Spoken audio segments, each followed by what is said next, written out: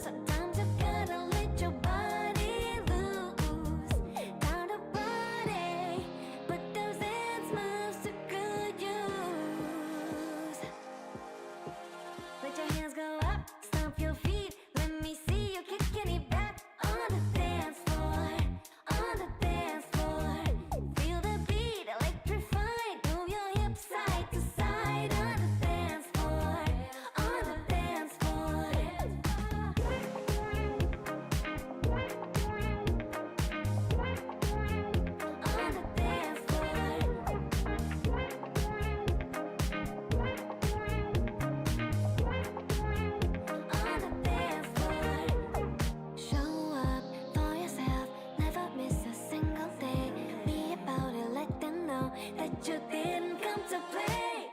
'Cause you got it, and you mean it, and you get there soon. And while you're grinding, making dreams come true, so I'm just gotta let your body loose.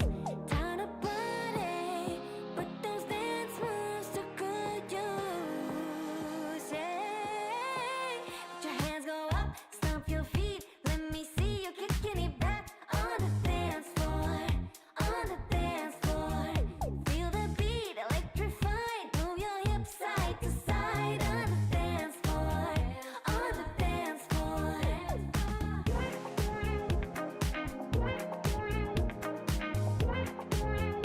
On the dance floor.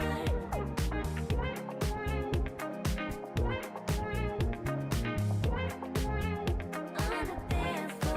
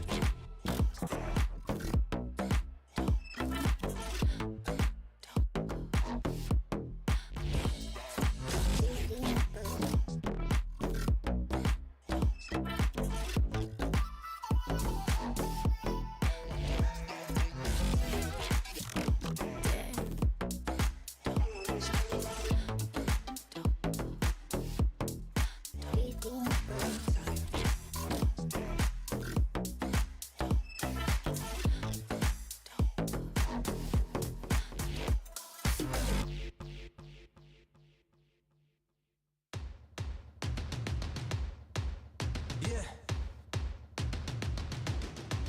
I'm ready to play now. Put me in the game now. I came here to prove it. I'm ready to do it. I can't be afraid now. Put me on the stage now. I'm ready to rage now. I feel like an animal stuck in a cage and I'm ready to break out. My time, my time. None of you people can tell me to stop. This time, like the last time, you better get ready to race to the top. I'm ready to do this, show you what the truth is. I step on the field, it's time to get real. I'm feeling so ruthless. My time. None of you people can tell me to stop. Lower the lights down. Hand over my crown. Hand over my heart. I do this for my town. I do this for my crowd. So turn me up real loud. My time. None of you people can tell me to stop. Yeah. So what are you afraid of? Those feelings are made of. Get in the game, your moment of fame. Show them what you made of. It's time that we stand up. It's time that we man up. For anyone asking who is the best, we putting our hands up. My time. Nothing can keep me from reaching the top. This time, like the last time, I'm moving so fast, I'm ready to ride. I'm ready to throw down. It's time for the showdown. I'm ready to rise, don't be surprised, I'll take on the world now. My time, none of you people can tell me to stop. Lower the lights down, hand over my crown, hand over my heart. I do this for my town, I do this for my crowd. So turn me up real loud. My time, none of you people can tell me to stop. My time, none of you people can tell me to stop. My town, my crown, we know what it takes to be reaching the top. We're reaching the top, we're reaching the top. We know what it takes to be reaching the top. My time, none of you people can tell me to stop. My town, my crown, we know what it takes to be reaching the top.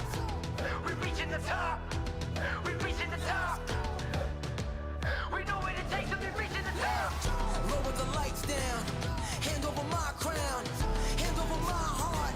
I do this for my town, I do this for my crowd. So turn me up real loud. My time, none of you people can tell me to stop. Turning the track up, I'm never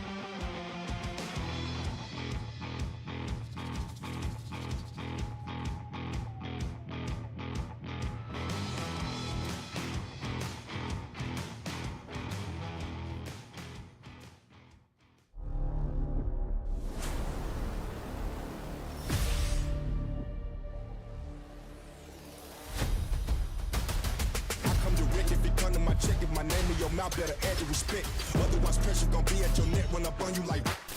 This ain't a game, my aim is to throw. I'm much higher than you, like a rocket, a drone. I'm powerful, think of a stone, throw it off in my brain and I'm bad to the bone.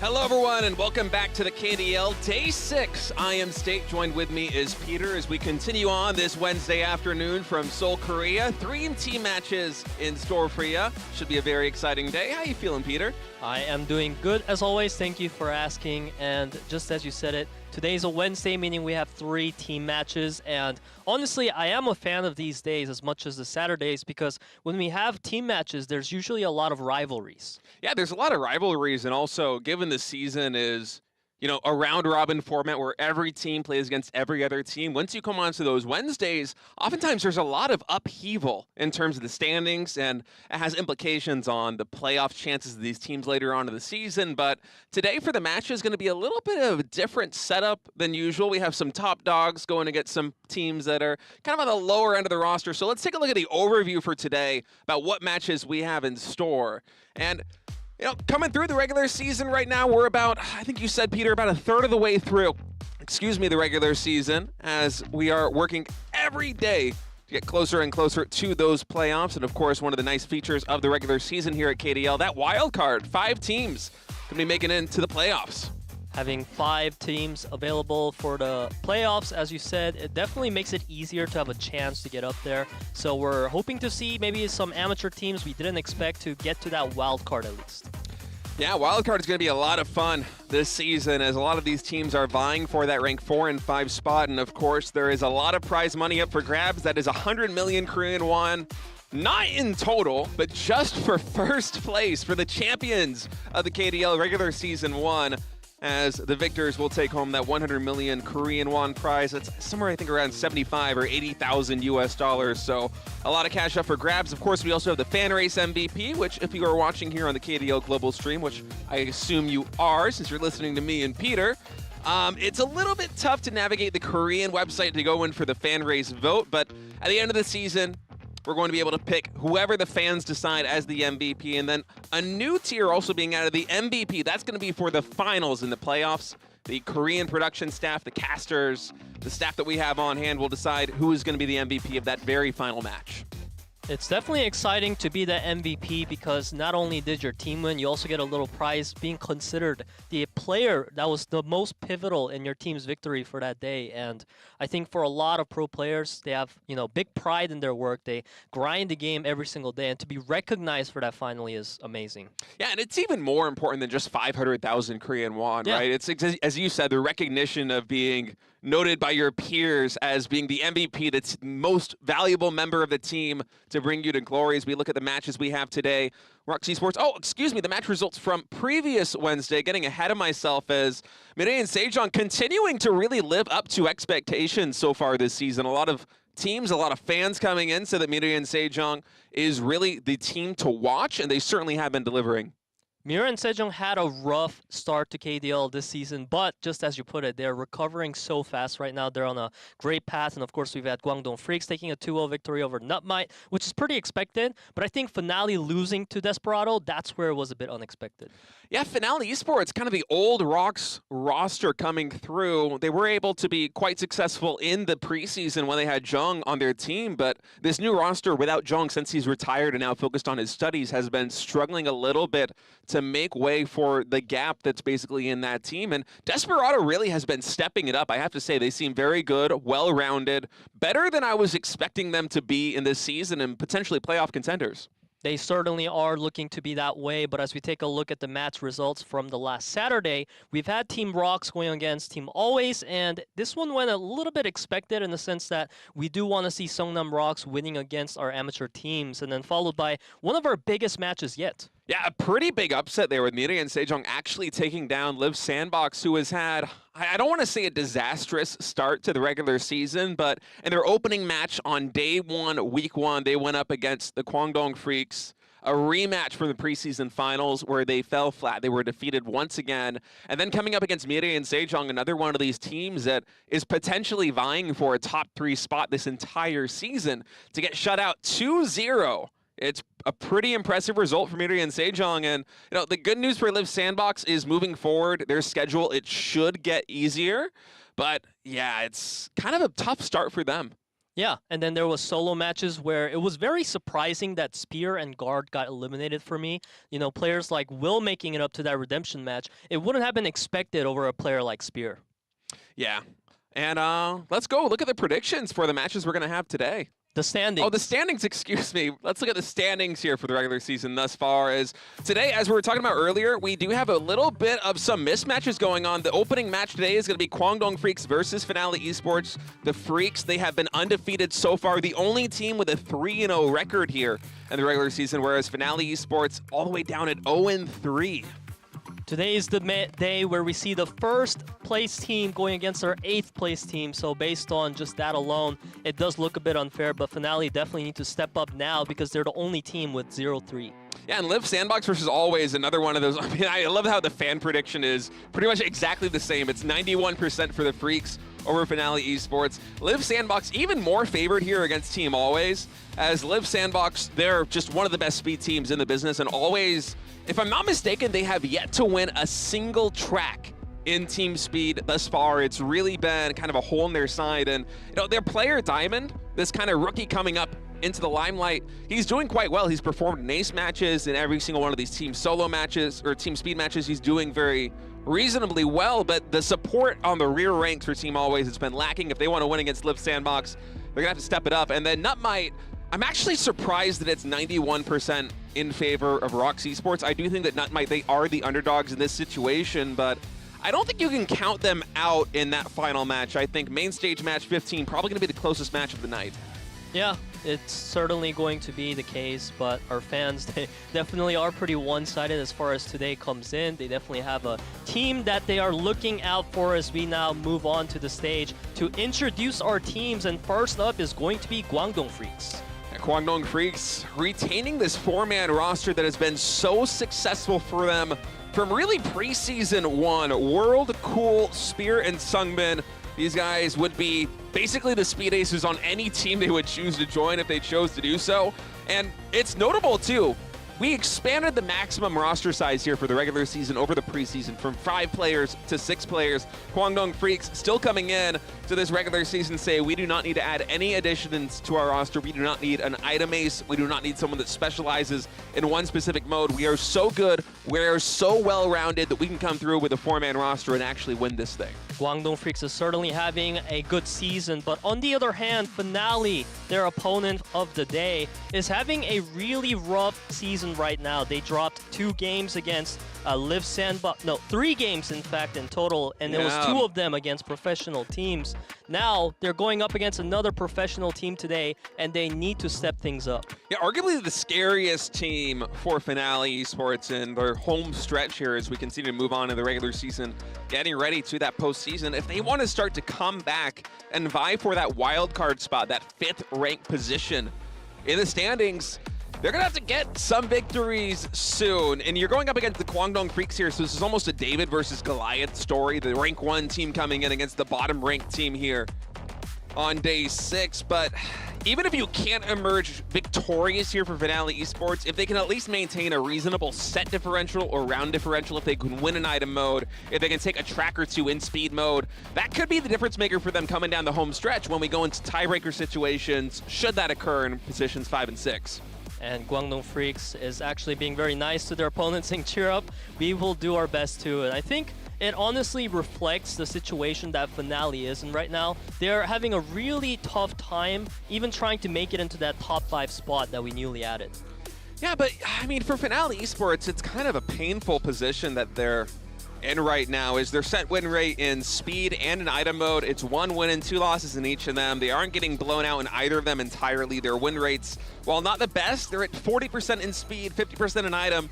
Nothing's just really gone their way. They haven't been able to put everything together in one singular match. And going up against the KWANGDONG FREECS, the favorite to arguably win this entire season, it's going to be tough for them, but I see you're laughing, Peter. Yeah, they have funny posters as our cameras are focusing on them, and they're saying, we will be confident till the end. So what they're saying in Korean here is, Jung, please lend us your heart. They want the spirit of Jung back in them. Yeah, I mean, it makes sense. There he is.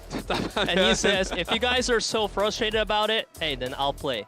I mean, it would be a pleasure to have Jung back competing in this thing. As you know, we really got to see a glimpse of his glory in the preseason, and now to not have him here in the regular season, my heart kind of broke, as he was so much fun to watch. But let's get into the speed track list here for main stage match number 13, KWANGDONG FREECS versus Finale Esports. KWANGDONG with speed mode priority is going to be going with some pretty difficult and technical tracks. We have Desert Construction Chaos as round 1. Round 3, World Tour Terracotta Twister, a track that the FREECS absolutely love, and rounding things off on Shanghai Circuit. Whereas for Finale, they're kind of more taking these field tracks where it's not quite as technical, but I'm concerned for them with the FREECS taking the track preferential here in speed mode. I don't know if they're going to be able to hang mechanically with the FREECS on these 3 tracks. Even if they go all the way to track number 5, it's going to be such an uphill battle. Certainly is. KWANGDONG FREECS winning that coin flip definitely helps them out here as we get ready to now get into our first track of the day in speed. It will be Desert Construction Chaos.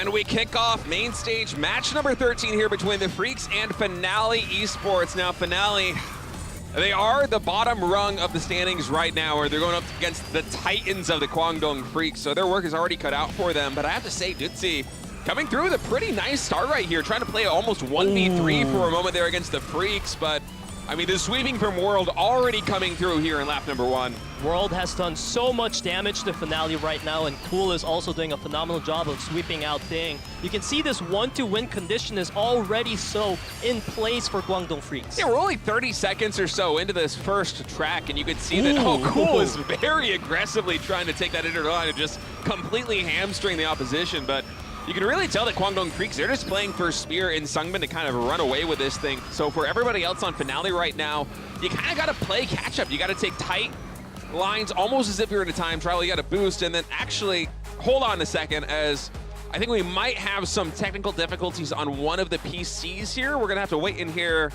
from the admin staff exactly what the situation was. That was a fantastic start there for the FREECS, but I'm guessing something possibly in the lower ranks just was not manifesting quite well there for the players. And actually, Woojin, we are now getting confirmation, did not connect with the game. So perhaps some kind of issue with his PC. The technical staff is now looking at that, making sure it gets cleared up, as we have some first game jitters here with the tech pause. But you can already see there from just the opening, the first 30 or 45 seconds on Desert Construction Chaos, how KWANGDONG FREECS, they are so capable of right from the beginning identifying a win condition and is absolutely gunning for it.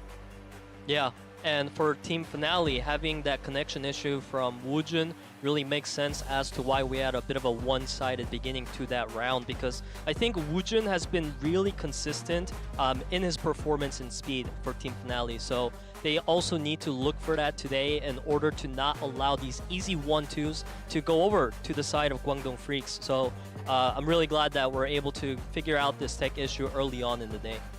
Yeah, I mean, with a setup as complicated as this one, where you have 3 different setups of matches, that's 6 teams that are come on stage switching out their gear on 5 different computers each. 6 at sometimes when you have a lot of these expanded roster teams rotating players through. It's a complicated setup, so just first game jitters. This does occasionally happen here. Yeah. In a live studio setting. It's just kind of part of esports in general. It's not alone with Kartrider Drift League. This is every esport basically across the globe, but hopefully Woojun's computer will be ready to go and as we get back into track number 1. And I love you pointing out really the 1-2 punch for KWANGDONG FREECS as they're really topping the leaderboards right now when it comes to these 1-2 finish. It's ROX Esports, I believe, and KWANGDONG FREECS who have been able to win 7 rounds individually thus far with 1-2 finishes. We'll see if Finale Esports is going to be able to come back and hopefully stem that production coming in for KDF as we go back into round number 1 here on Desert Construction Chaos.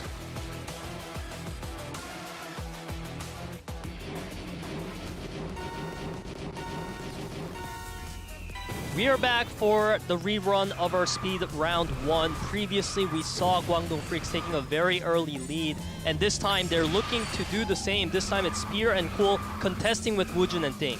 Yeah, and a much better start here for Team Finale coming right out of the gates. I think by the 30-second mark, we had KDF in pretty much a 1-2-3 position with some hard sweeping coming in on the rear ranks, but already Finale absolutely bringing the fight to them. Woojun still holding on tight to that first rank position. See Spear finally able to pass him on the outside line as we enter the uphill section of this track. And I'm loving the sweeping coming out of Spear right now, really preventing Woojun from taking first. And Cool went for a nice collision there, didn't get too much out of it, but I love the attempt. Yeah, and so for Team Finale right now, I'm a little bit concerned about Dutzy and Hong that are kind of hanging back. Dutzy was able to make his way up to 5th rank position for a moment there, but for KDF, the situation, it's a little bit more complicated than before. You're not really gunning for the 1-2 finish anymore. You're kind of trying to dominate in the midfield as we enter the end of lap number 1. Spear finally able to take that first place position, but only for a moment. Yeah, Finale was building some nice leads there, but we see some fantastic lines being taken by KWANGDONG FREECS, and it really allowed them to retake control of that 1-2 as Ding. He went for a bit of collision himself there. And if you take a look at the backup, Finale is so far behind on that 7-8 that it makes me concerned because there's so much pressure right now on Woojun and Ding. Yeah, it seems like World, looking at that mini-map, is just trying to sweep Hong and Dutzy and keep them in control in positions number 7 and 8. Now Hong was able to pass up to position 6 for a moment there as the battle continues on, but as we look here, World actually with a rare misstep there. Took that inner line a little bit too tight. Perhaps there was a collision with Woojun. Is now Finale in a twist of fate for a moment. Was going on 1-2, but Seongnam is going crazy. Look at this line. Wow. That was impeccable from Seongnam because now they do have that first place secured. Finale, they're only a point ahead right now. Ding and Woojun and Dutzy and Hong, they all need to keep their 2-3-5-7. In fact, now 2-4-5-6 looks to be the finish here for Finale, and they take round number 1. Yeah, man, what an upset coming in here on track number 1. Seongnam did everything in his power to hold on to the rank 1 position in a really impeccable way. I don't think I've actually seen an individual racer in team speed take those turns quite like that before. That was really impressive, the line that he brought. But at the end of the day, Finale with a really strong midfield. Ding, Woojun, Dutzy, and Hong able to shore up the defense. And Finale in kind of an upset here takes the first track in speed against the Speed Goats, KDF. That is certainly what happened here. I feel like the collision from Cool there, setting him back so far, really messed up the game plan for KWANGDONG FREECS there, because now their midfield needed to come up and try to contest that 1-2, but their positions were already in such a big disarray that Finale, eventually they did win that midfield battle. Finale, they were able to win on the lower ranks as the sweeping was not enough. And with a strong midfield, took track number 1. We'll see if they're going to be able to deliver the same thing on their track of choice as we go into map number 2, World Tour Miami Drive.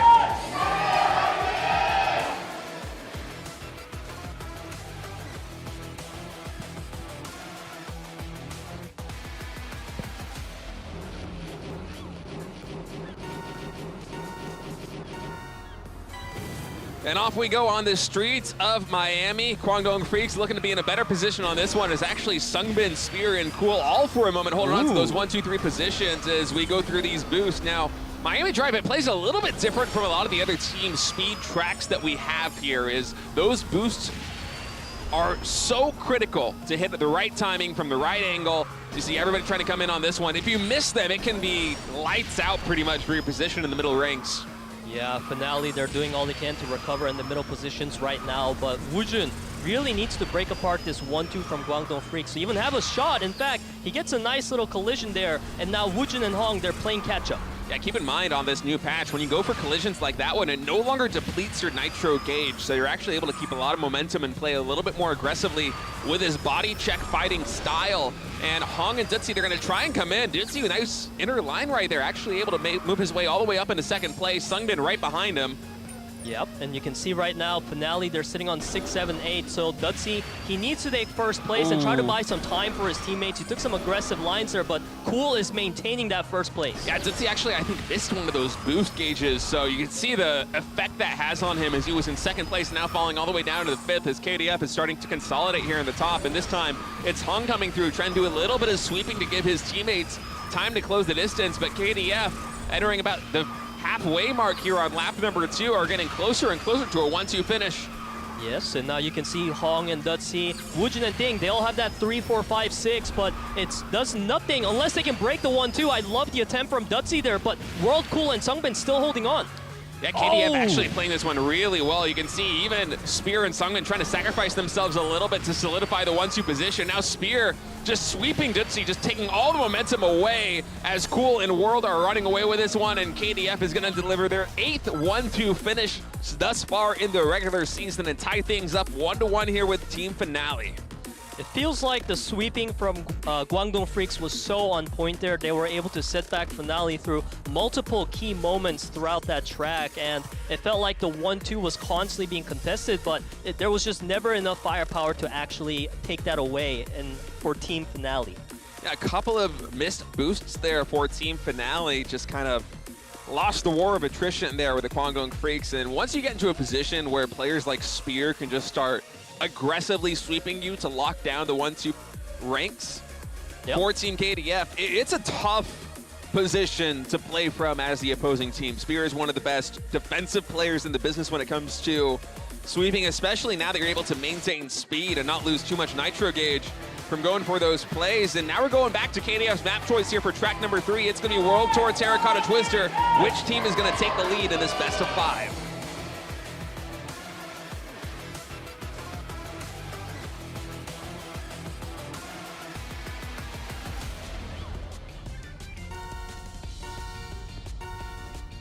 We are tied 1 score each right now for speed between Guangdong Freaks and Finale Esports, and so far here in speed round 3, Guangdong Freaks repeating that strategy once again, always making sure to have a strong 1-2, and certainly they do have that right now over Finale.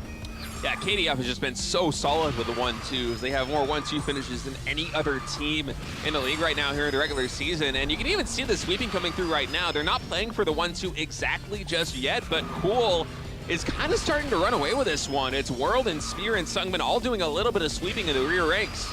Yep, and we see them enter the Terracotta section, the Tomb section, and in the midfield, Guangdong Freaks, they did collide into each other, so it did set back the 5th player. So now, Finale with more room in their bag to try to take away Cool in this lead.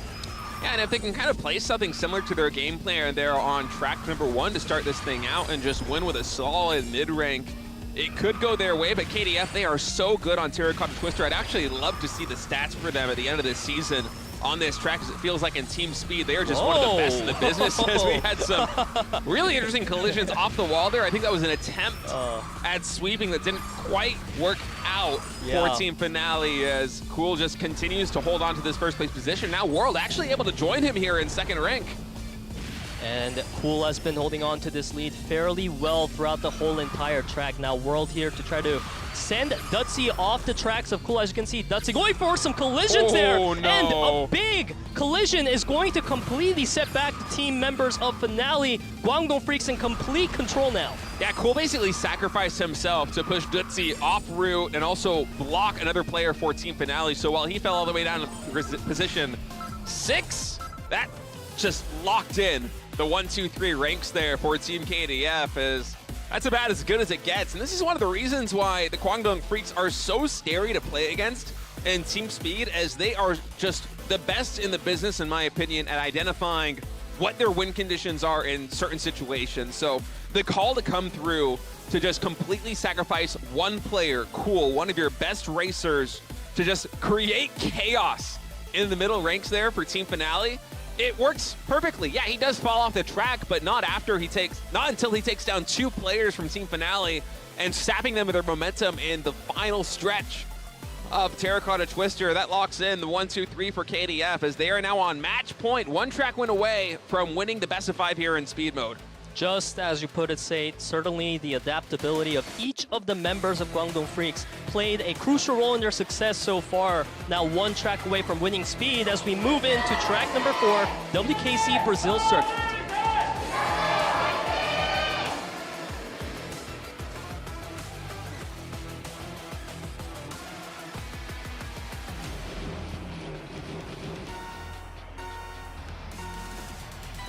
And off we go on Team Finale's map of choice. We'll see how that plays out for them as Woojin already off to a really good start on this one, but cool. One of the best in the business at catching up. Even though he's in a kind of 1v3 situation here to start things out on lap 1, I'm liking his odds, man. He's taking these lines quite well, providing time for his teammates to join in. Yeah, but this is going to be one of our wider tracks with so many different turns, so there's many ways for our players to catch up, taking different lines. So as long as Cool can keep this lead up, I think Guangdong Freaks still has a really good shot.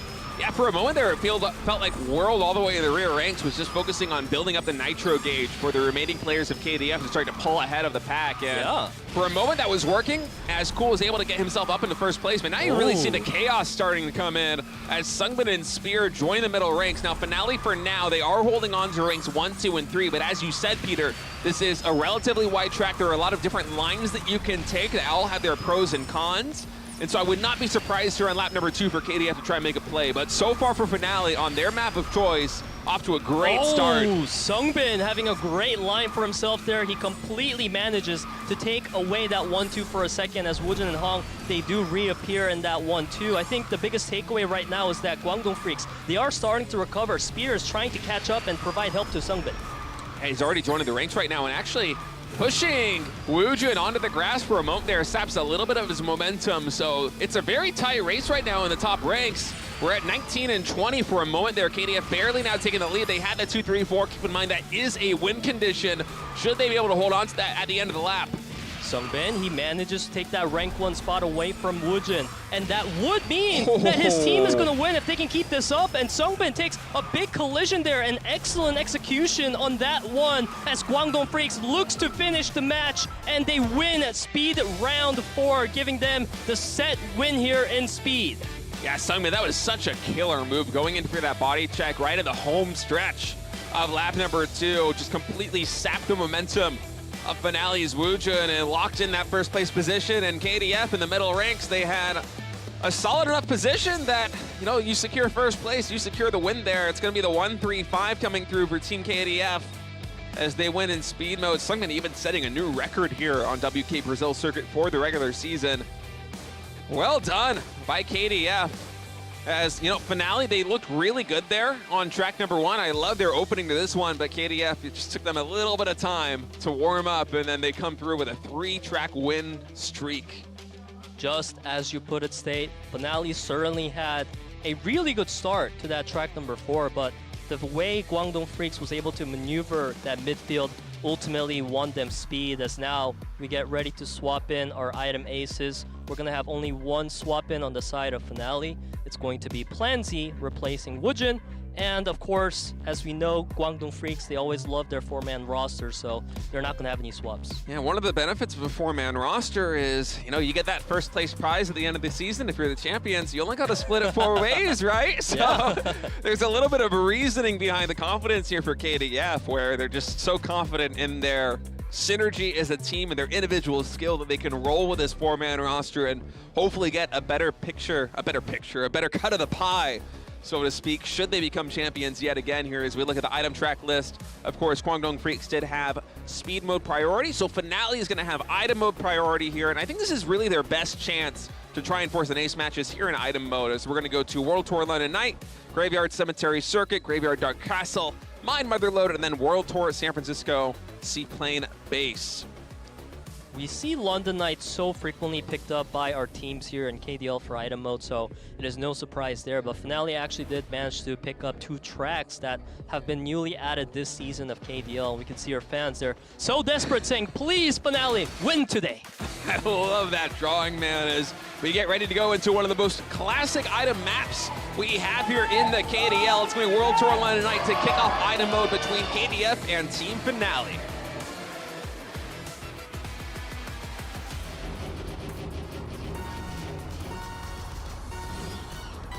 Now, London Knight, a little bit different from some of the other tracks that we have here in item mode, given this new meta. If you, as Cool and Plansy both slow down to try and pick up a couple of extra items there. You know, it seems like the meta is switching more and more into an attack and tempo-based gameplay now that we have the heroic tier option for cars with more gears, excuse me, that allow players to race quite a bit more quickly. But still on World Tour London Night, this feels like one of the tracks where so much of it still comes down to the nitrous, to the magnet finishes right at the finish line. Yeah, that's a great point that you point out there, Stave. It is certainly about, wow, the item inventory rather than the pacing. So for instance, a water bomb like that in any other tracks would have been like, whoa, that's such a huge moment. But in a track like London Night, I don't think our teams are too concerned as they focus more on grabbing these angels, but these water bombs are really on point today. Yeah, actually, the water bomb, as you said, if there is just kind of one of them that catches a couple of players, it doesn't matter too much because, you know, it's a short track. You're not going to be able to gain too much of a tempo advantage. It's really all about setting up for that finale, but if the water bombs keep coming in like that, then suddenly you can actually start to really put a dent into the position of your enemies. As Jutsi had a really nice magnet there, gaining some speed on Cool. Cool actually getting hit with, I think, a water wisp, and then also the UFO, and then possibly even a rocket, so a lot of damage being done to him. That's going to allow World and Seongnam to try to take the helm here for Team KDF, but Finale, we talked a lot about them swapping in Plansy as their item ace, and this is really the win condition for them here in this series, is to win in item mode, force an ace match, and right now, we're about halfway through lap number 3. They're in a pretty good position, but I'm a little concerned about the item setup they have right now. They don't have a lot of magnets, they don't have a lot of nitrous. Most of those are going KDF's way with the exception of Hong. Ooh, I love that sneaky banana placement there, but it's going to get dodged out. It's now Finale Hong popping a magnet on his teammate just to catch up and try to secure that first place right now. It seems like Hong is uncontested. He dodges out the barricade at the last second, and that is the item round number 1 going over to Finale. I gotta say, as a team, it felt like KDF, they had more boost, they had more magnets overall. It was only really Hong that had that wombo combo setup, which is so critical on London Night, but he was able to work it to perfection. The attacks were not enough coming in from Team KDF to stop him, and once again, Team Finale opening a best of 5 with a win. Yeah, I was actually in complete agreement with you there, Stay. When we took a look at the inventory, it seemed like KWANGDONG FREECS had much better items, and that's because, like you said, there were so many huge water bombs that Finale was forced to pop their magnets and all of their items early on to try to catch up to Cool in the front. And I think that's what really set that gap in the late game. But I love that magnet utilization out of Finale there, securing that first place, and they did it really well. Yeah, and it's by far the most important setup on World Tour London Night, more than any other tracks that I think we have right now in the current meta in item mode, as we get ready to move to a 3-star track, Graveyard Cemetery Circuit. This is KWANGDONG FREECS' pick, and as it's a 3-star track, we're going to get to see some of the new items here in this patch. Let's see if KDF can tie it up 1-1.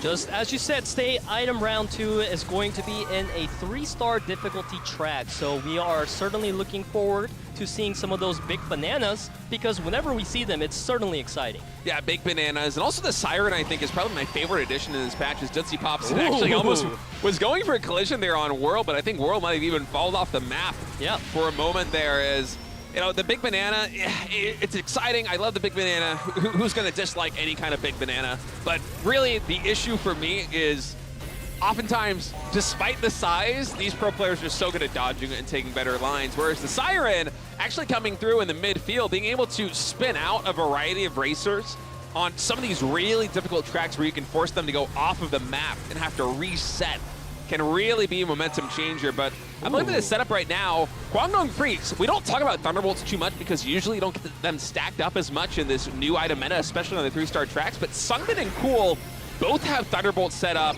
and they even have an Angel Shield. Finale really not getting the best setup in terms of items thus far, as the first Thunderbolt comes in, and you can immediately see Finale lowering down to the ranks. It's actually 1 through 4 being held by KDF for a moment there. They had another Thunderbolt too.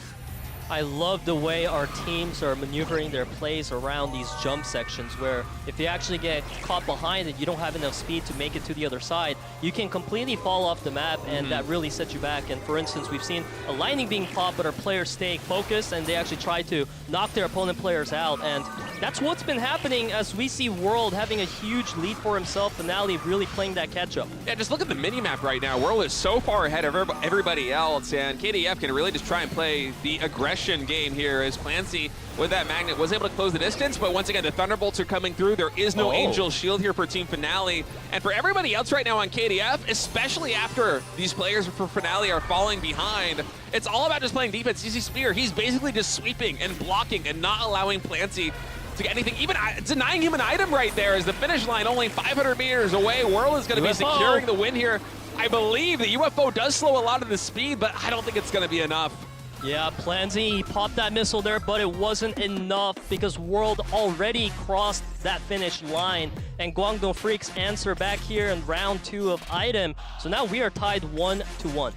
Yeah, that one really went Kwangdong FREECS' way. They were able to get off 2 separate Thunderbolts. There were no Angel Shields on the side for Finale for either of them to try and dispel that and retain their momentum. And KDF, once again, identifying their win condition. They saw that World could pretty much run away with this one here in item mode. You saw a lot of sweeping coming in from Spear. That's why he ends up not even finishing here on the track, because he was so dedicated to trying to slow everybody else down. As KDF, once again, their killer game plan coming to fruition.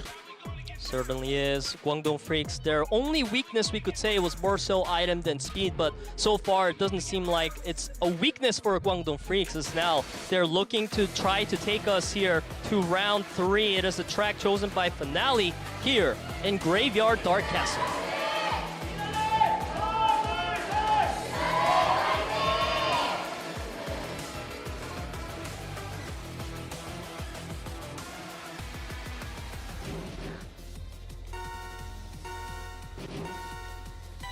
All tied up 1-1 here as we get started on Graveyard Dark Castle. Clancy slowing down the item ace here for Team Finale and actually landing a massive water balloon.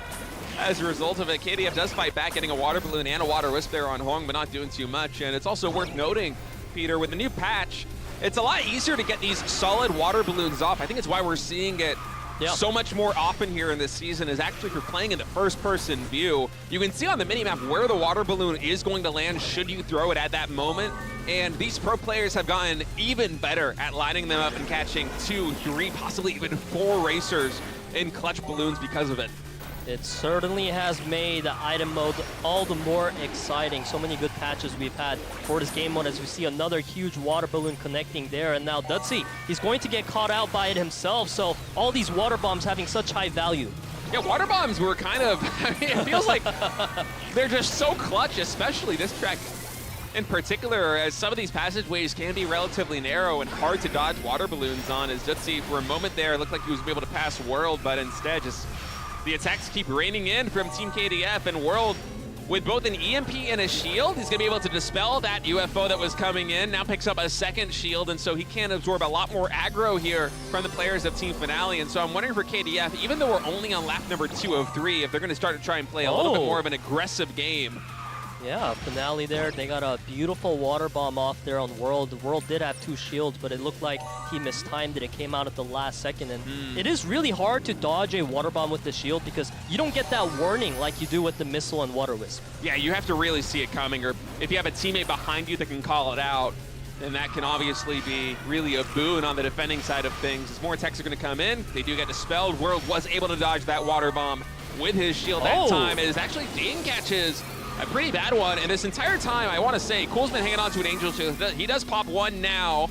Hong actually, man, he used the magnet there on World, but what a big water balloon coming through. Okay, he's gonna pop the magnet once again. He also has a nitrous, so there's a lot of momentum, but Seongnam, is he gonna be able to go through the finish line? I think he will. The UFO catching him right before he crosses it, and I really thought Hong with a magnet and then another magnet and a nitrous was gonna have enough momentum to take the victory home there for Team Finale, but KDF just had so many tricks up their sleeve. Seongnam able to come away in first place, and KDF takes the lead now, 2-1. It's really funny to me, State, that we were constantly talking about how good water bombs are, especially in this season. And near the end there, water bombs 2 times in a row caught Finale by the edge of their foot at the most crucial moment. So KWANGDONG FREECS, they certainly know how to utilize that item really well. And that's what I think really won them this track 3 and item here. So now KWANGDONG FREECS 2-1, leading against Finale and items. If they win one more, then there's no ace match. And then Finale, they're 0-4 in the season right now. That is not what you want as a Finale fan. Yeah, Finale, if they want to force an ace match, they have to win the next 2 tracks, and it's going to have to start here as we load into map number 4 on Mine Mother Load.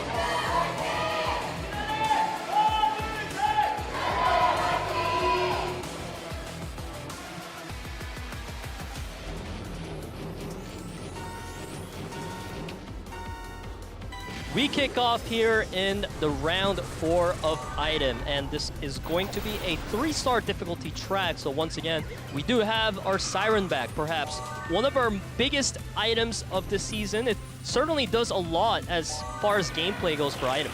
I'm actually surprised Clancy didn't pop his there, as it seemed like he was gutting to try and, sweep out, almost do a pit maneuver on a couple of KDF players. He does now pop it, actually barely misses getting Seongnam with it.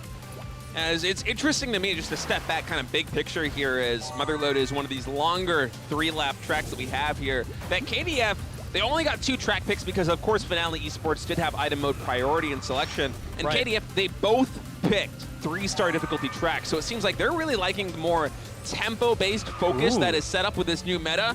And so far, it's going pretty well. Yes, Tootsie is starting to pull away from the pack a little bit, but World and Seongnam, they're doing quite well to keep up with them. That surely seems to be the case, as KWANGDONG FREECS always seems to have a player far in the lead, and it feels like Finale is constantly playing catch-up, as we saw a phenomenal block there so that Seongnam would not have to pop his shield. So KWANGDONG FREECS is making sure to keep so much pressure off their first player. Yeah, and it's not even like they're going for a different cart build to try and really play a tempo advantage, kind of similar to what we saw in the preseasons. It's just, in fact, the way that they are utilizing these items. Oh, even that barricade catching Clancy takes a lot of speed away from him.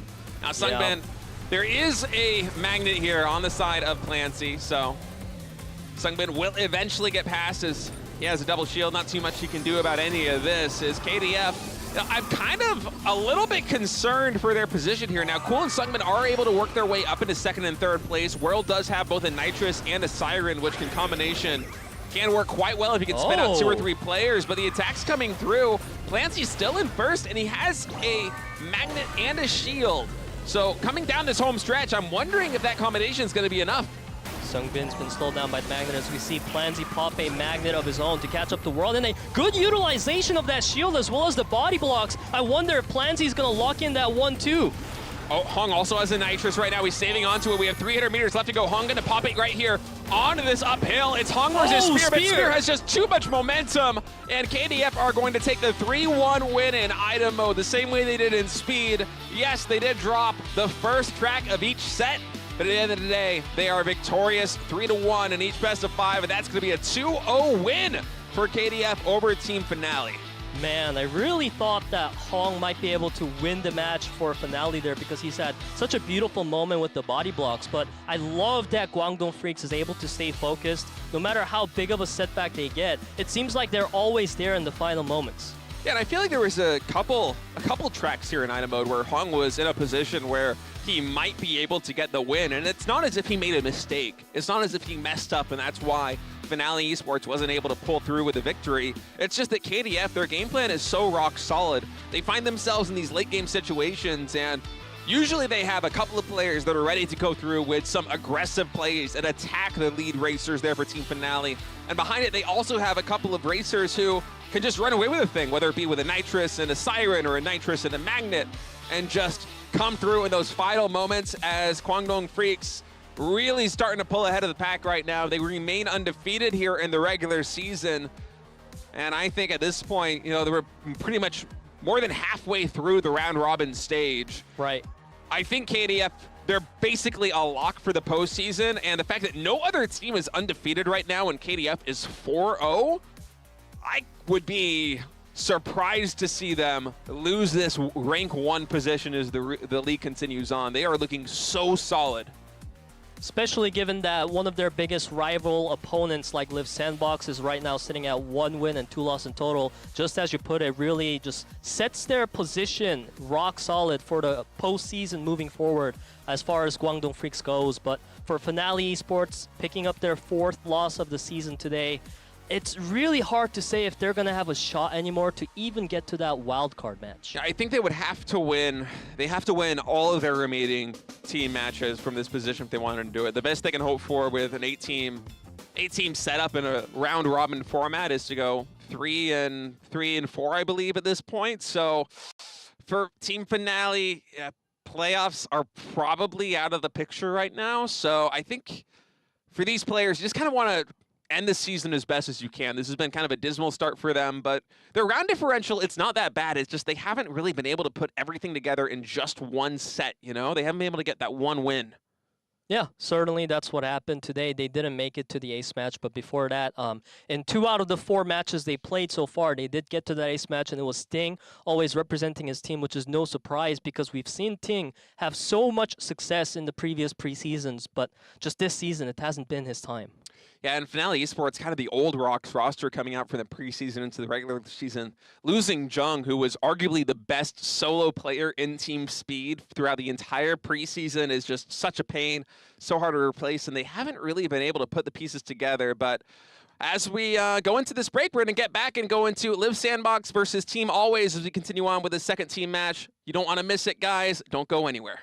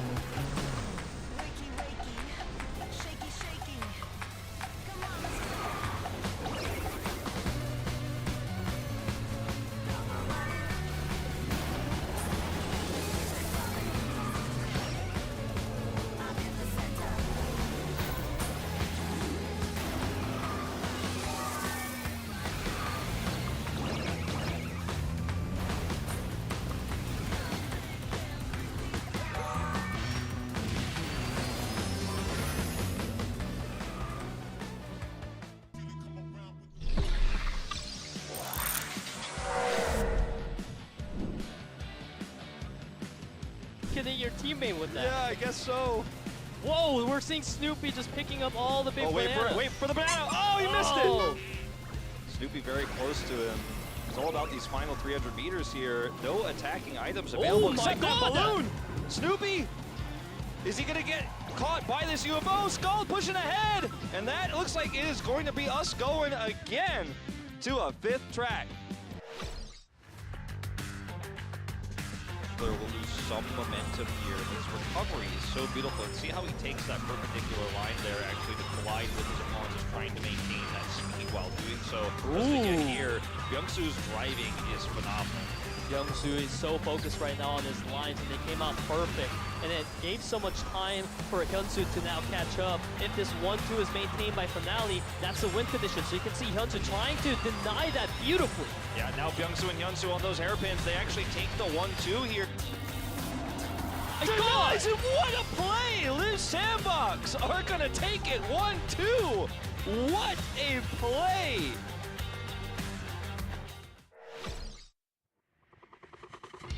Looks like he's toying with them back here as well. Just constantly sweeping now, creating some disruption. And went straight from 6 up guard, because now you're just fighting to block the 1-2-3-4. Showing that even though these are the old guys, right, these are the veterans, they know this new track so well. They already have these lines figured out. And you can see a full second nearly there, the advantage for Nah. It's Luna's 3rd here for Mirai and Sejong, who will win speed. Angel shield coming through. There's the shield I was talking about, and that is going to guarantee him the finish. Not enough, though. Diamond off screen. He's able to go against all odds and bring that first. No Junior Hero, but actually, it looks like it's going to be guard here. Constantly needs to greed because so far he hasn't been able to recover from the great block that guard has shown. Needs to be good. So far, he's been able to maintain that advantage. Oh my God, No way! Diamond completely wins the trade. Guard, 400 meters to go. No boost advantage here. There is just no way he's going to catch Diamond. One mistake. He looks at his teammates with a sheepish grin, but look at these players jumping out of the chair and But who's it going to be? It's actually going to be Seongnam coming in. When it was needed, was on point, was able to deliver a 2-3-4 victory for his the team pressure. because of it. And you can see the pressure he's mounting right now. Seongnam, he's fighting back quite well, but Ghost actually really trying to battle. To an extent, he's abusing the fact that he doesn't lose boost gauge if he bumps through a wall, so if he can make sure it's at the end of his Body, and in these narrow passageways, it's pretty hard for Seongnam here to try and find an angle on this turn. It might be one of his best bets. And yeah, he's trying to, but here's the thing, Ghost made sure to not use the boost during the straightaways because he knew he couldn't pass, and now he's able to still keep the lead with those 360 turns, one more boost, but Seongnam, an incredible block on that line in the last corner. He read Ghost like a book. Far ahead. yeah, those are some big collisions hitting Diamond, who is arguably the best speed on this team always. So Maybe there's a moral victory here to be ahead of your brother and maybe even try to break apart the 1-2, but it's not looking like there is a victory condition here. For always, okay, he tried. I'll give him credit, but it's not going to be enough. I'll give him credit, but it's not going to be enough. no, coming down this final straightaway move goes for a big body plug there on Wave, and I think that's just sibling rivalry as the 1-2 was. Eyes on Seongnam as the race begins here in track number 3 of this round. He's now in 3rd place. And listen, if I'm Hero right now, sure, if you get first place, that's great. But if you're not able to get first place, you might as well block Seongnam out. Because Yeah. if he finishes the race right now, Hero, from the solo matches entirely of the very first regular season of KDL. Hero only has 1 point on the board right now, so it's absolutely critical he gets first or he stops Seongnam from getting first. But Tess gets Hero, and now the pressure. Will it get to Hero? Seongnam finds the inner line. And if we go this round, Hero, he may be in trouble. They continue to juggle back and forth around the hairpins, but Hero loses too much speed on that drift. And Seongnam, Spec, can he stop the race? Or will Seongnam finish our match to the round? Oh, Spec! Oh my Spag, the God! rookie coming through! Another player was passing another player, and it seemed like Seongnam was finally going to get the opportunity to win, but Spec said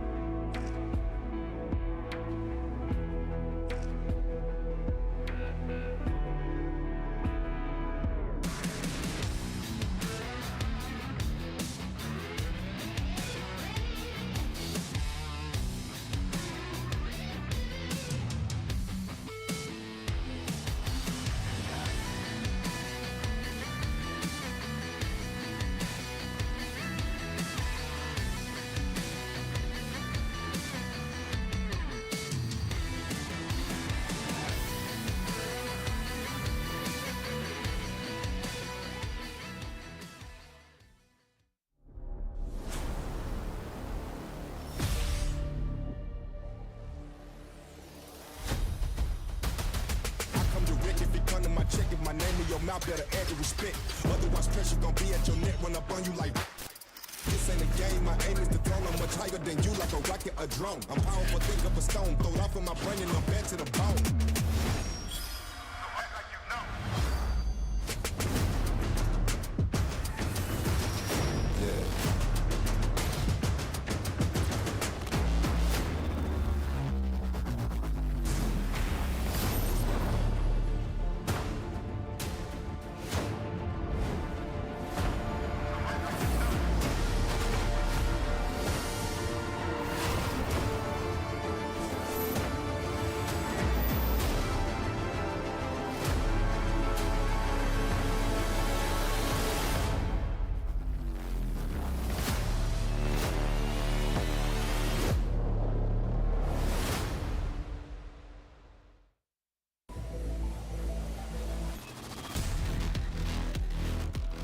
What is up, everybody? Welcome back to the KDL. We just finished match number 1 with the KWANGDONG FREECS versus Finale Esports, and now it's time to move on to the second team match of the night, Liiv SANDBOX versus Team Always. Liiv SANDBOX is a team that has had so much success in the original Kart Rider League, but now moving on into the Kart Rider Drift League, they haven't been able to win any of the preseason. So they're really looking to take that momentum back here in the official season, but it's been a rough start for them. They're currently sitting 1-2 in overall match history.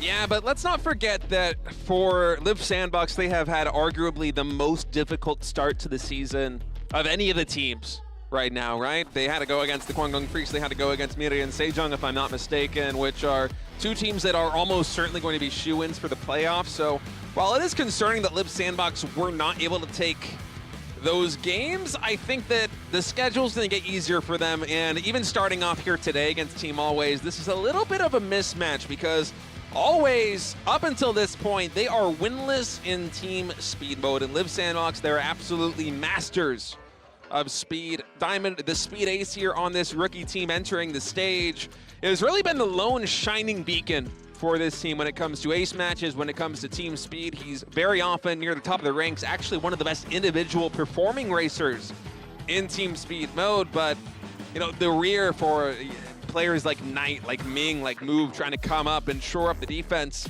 for Diamond has been lacking. So I'm wondering if Always coming into this one is going to shake things up a little bit in terms of their game plan, or if Liiv SANDBOX, after, as you said, coming into this one with 1 win and 2 losses, is going to be revitalized and out for revenge. As they say themselves, it is time to showcase the power of the 2-Soo duo.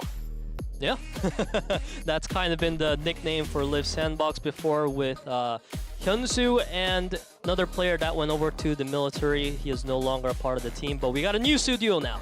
Ooh, furious fun. Let's go. I like that energy here for Liiv SANDBOX.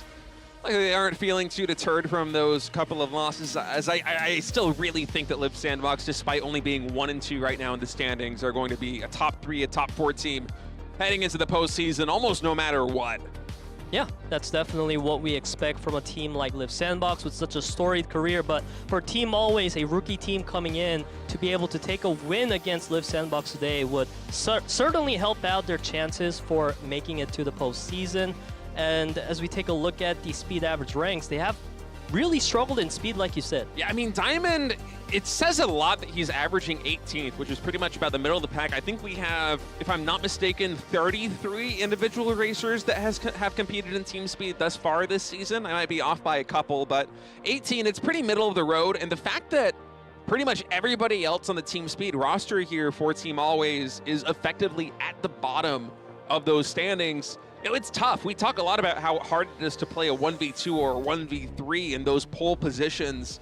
And Diamond has kind of been on his own in those battles from start to finish so far this season. But Always here, they are taking speed priority here against Liiv SANDBOX, so they will be able to choose 3 out of the 5 maps. And maybe being able to choose more maps here in speed mode, they might have a chance against Liiv SANDBOX. But again, they are undefeated so far in tracks and speed. Certainly, and Liiv Sandbox also agrees with that statistic there, State, because Liiv Sandbox, they won the coin flip, but they chose item priority, which is so strange to me because a lot of our professional teams always choose speed priority, but they're really confident in winning speed against Always, it seems, giving them 3 tracks over the usual 2, and Liiv Sandbox, they really just want to make sure they don't lose an item today, so they play out in the ace match. I actually think it's a genius move by Liiv Sandbox to choose item priority, but we'll talk about that more as we get ready to go into track number 1 here between LSB and Team Always. It's going to be on World Tour Miami Drive.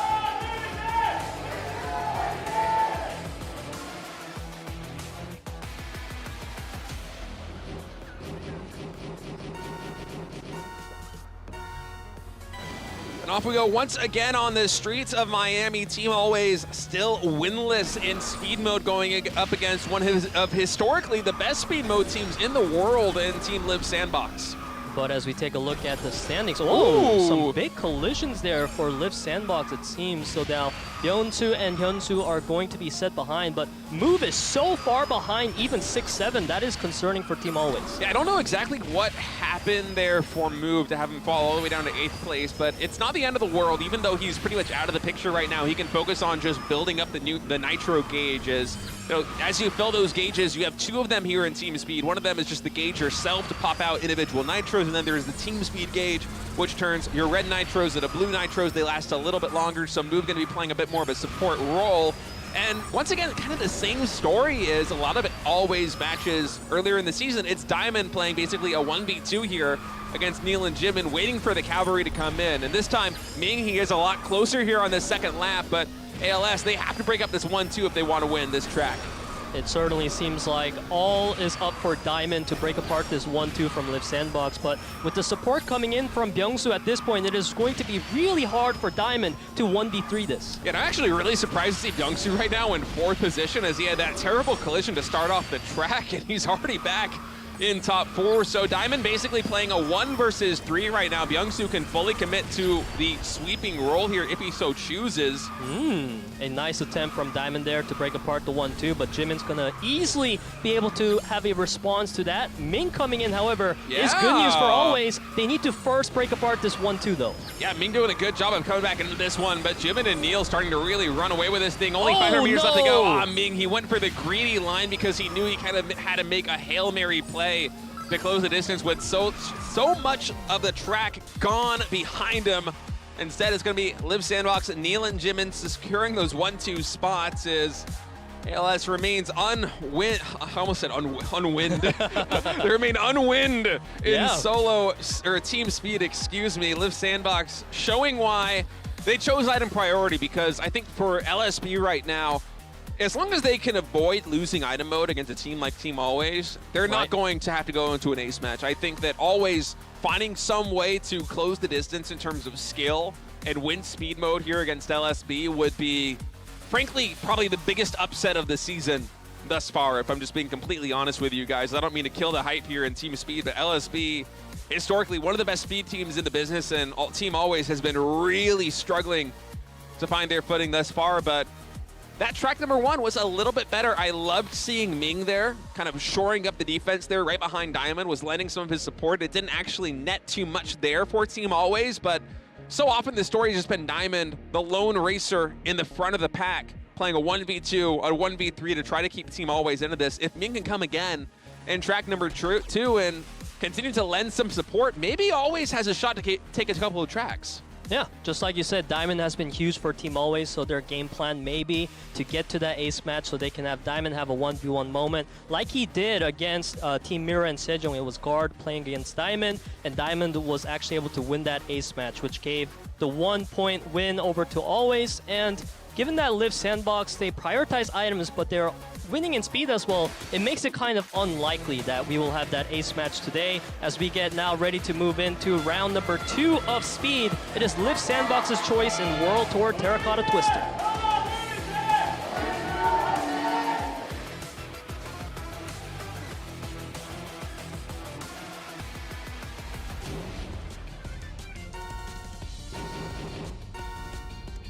We boost off into the race. It is no surprise that our experienced veteran teams love having tracks like Terracotta Twister. It is a always go-to track for them, it seems, as we see Liiv SANDBOX. They're really controlling that 2-3-4 here. It feels like almost every single time we have a pro team facing off against a rookie team or an amateur team like Team Always, they love to go to Terracotta Twister if the bat pool allows for it. It can be very technical, not just these tight turns coming in right here, but this tomb section, the sweeping plays that you can make in, the greedy lines that you can go for. Is Diamond actually really showcasing some of his individual skill? I love that jump move, basically. That was sick. He almost even knocked Neil, and Byung-Soo fell off the track. Diamond just single-handedly basically unseated Liiv SANDBOX from a dominating position. This is why this guy is the speed ace of Team Always, as he's kind of a one-man show, and he's basically putting Always up in the best spot they've been in Team Speed, and I don't even know how long. Yeah, I've seen many different ways our teams have tried to attack each other in that Terracotta section, but Diamond just showcased something completely on his own league, and you can see he's racing off in that first place with such a phenomenal lead. The only problem is there's no backup for him, so Ming, Knight, and Move, they need to catch up and put some pressure on Hyunsoo, Neil, and Jimin. Yeah, even if Diamond is able to lock down this one rank position, which, you know, time will tell whether he's able to do it, 2-3-4 is still a win condition here in Team Speed, and right now Hyunsoo, Neil, and Jimin are holding on to that. So Ming is going to need to fight back, and indeed he does, actually moving all the way to the third rank. Knight actually right behind him too. It's very close behind Diamond, as Hyunsoo's going to try and take position one back for Liiv SANDBOX. He might be able to do it here in the air line, but Diamond, he blocks him out and Always might have just enough points to take their first track win here in Team Speed, and finally they do it, tying it up 1-1 against Liiv SANDBOX. And that was a highlight reel play from Diamond coming in. Honestly, one of the most impressive lines I've ever seen on Terracotta Twister on lap number 1. That was so incredible. He completely hamstringed the offense for Liiv SANDBOX. And credit to the rest of Team Always as well. They pounce on that opportunity and they get their first win. We officially have, I believe, what we can call the Diamond build. And yeah, the Diamond build. Yeah, I like that. He completely carried Team Always here, and this is going to be actually their first ever round win in Speed. I mean, coming into this one, Team Always, because Diamond was able to win in an ace match earlier in the season after they won in item mode, is, okay, hold that thought, actually. I want to see this again, as he jumped, and the blocks here are insane. Look at how aggressively he's fighting against Neil. Byung-Soo also tried to take a line. We can see exactly what he goes for right there, as he just got zoned out by everybody else. So not only was Neil getting basically bullied, and how often do we see Neil get bullied? He's one of the best individually talented racers we have in Car Riders history. Yeah. He gets bullied by Diamond. He loses all momentum in his line. He has to effectively reset. And on top of it, Byung-Soo, the speed ace on this team, just gets completely floundered. He falls off into the tomb section. I mean, that was just an incredible race. And let's not forget, Terracotta Twister, it's often the pick by pro teams against amateur teams because of these skill checks. And in kind of a turn of events, it was Diamond skill checking LSB. That was so cool. It's certainly exciting to see that we have so much new talent coming into KDL, and they're performing at a level able to stomp Liiv SANDBOX out in the speed. The only unconventional thing about this round was that usually our teams love ending the race with the 1-2, but Diamond didn't have that. It was all up to his team catching up so that they have the position, able to win in the end, which they did. And we'll see if Team Always, they're able to pull off another upset here in Speed as we move into round 3 in Mine Winding Slopes.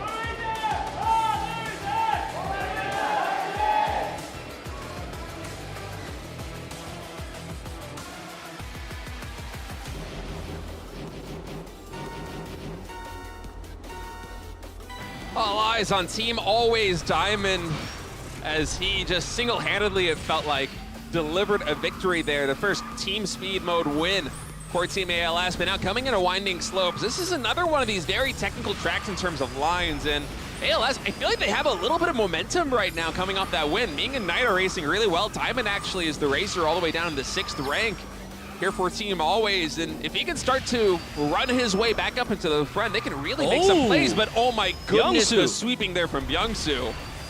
It was phenomenal as we see Liiv SANDBOX continue to secure this 1-2 in such a way that Team Always, if you look at the minimap, they're all being held by just Hyunsu. Hyunsu is making the 1v3 happen, and Diamond also takes a huge collision for himself. This minimap is one of the saddest minimaps I have ever seen. Look at the 1-2-3 for Team LSB as we had a variety of collisions there for Team Always. I mean, Byung-Soo with some really fantastic sweeping there on that first bridge was just so critical, and now Hyunsu just trying to do everything in his power to slow down Team Diamond, as I think we're pretty much guaranteed LSB is going to have a 1-2, if not a 1-2-3 finish, as Always just was really, really blasted there to start things out. Diamond's still going to be able to find his way into a top 4, but this race was over basically right from the get-go. That was kind of crazy there for Liiv SANDBOX. They kind of make a statement after losing track number 2 there to Team Always, where they're like, okay, that is not going to happen again. And Byung-Soo, man, I would love to see a replay of that shot on that first bridge, because I'm pretty sure the line that he took, the sweeping that he did, the body checks, thwarted 2 players on Team Always, if I'm not mistaken, just completely sapped them of all momentum. Ming didn't even finish the race.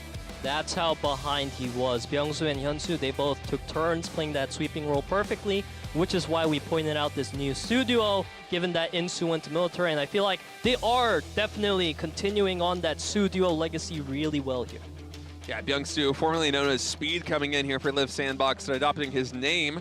That might be why. Byung-Soo. Yeah, might be why. He wants to keep the Su duo going. Yeah. You know, that could be it. It's been a winning formula for LSB thus far, as they are now on match point. 1 track win away from winning Team Speed here against Always, as we move on to Glacier Extreme Stadium.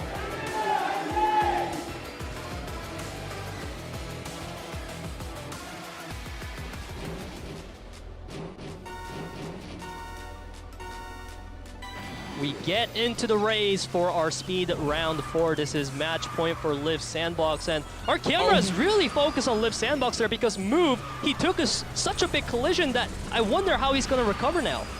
Yeah, that was kind of insane how hard Move got hung up on that wall. For a moment, I thought we might have a tech pause. I thought that something might be wrong with his keyboard. Given the angle, I was looking at the memo pad like, wait, is something wrong here? But no, just instead, that collision was massive there for Team Always, as Liiv SANDBOX is taking a fantastic lead right now. It's once again Neil, Byung-Soo, and Hyunsu kind of running away with this thing very early on.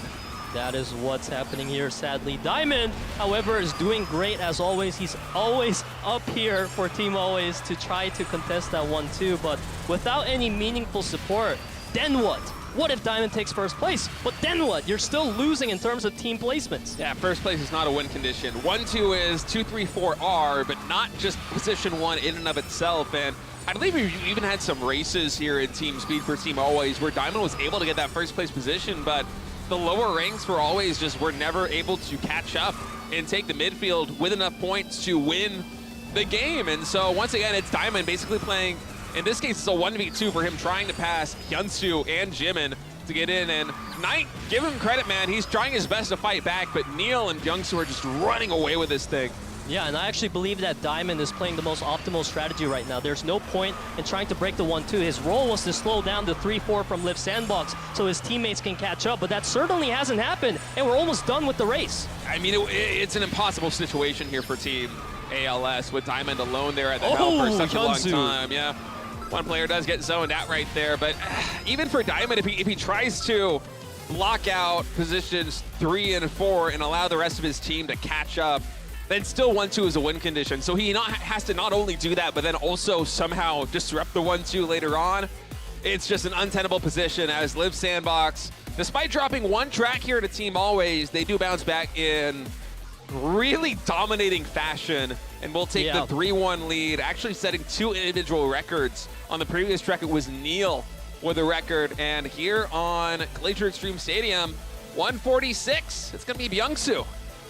That is what happened here as Liiv SANDBOX. They do take the speed set win over Team Always, and you can see really the difference that having pressure put on you as you play the kart rider has, because Liiv Sandbox today, they were able to set so many new records, and I believe that's due to the fact that they're 1-2 the whole time, just had a casual team trial speed mode or something, because no one was contesting their lines. It's like playing time trial, but you can draft off of your teammates. So you're even faster than a regular time trial, and you have those nitro gauges filling up as rapidly as possible as we have some swaps coming in. Diamond, the speed ace here, will be swapped out for Node on Team Always.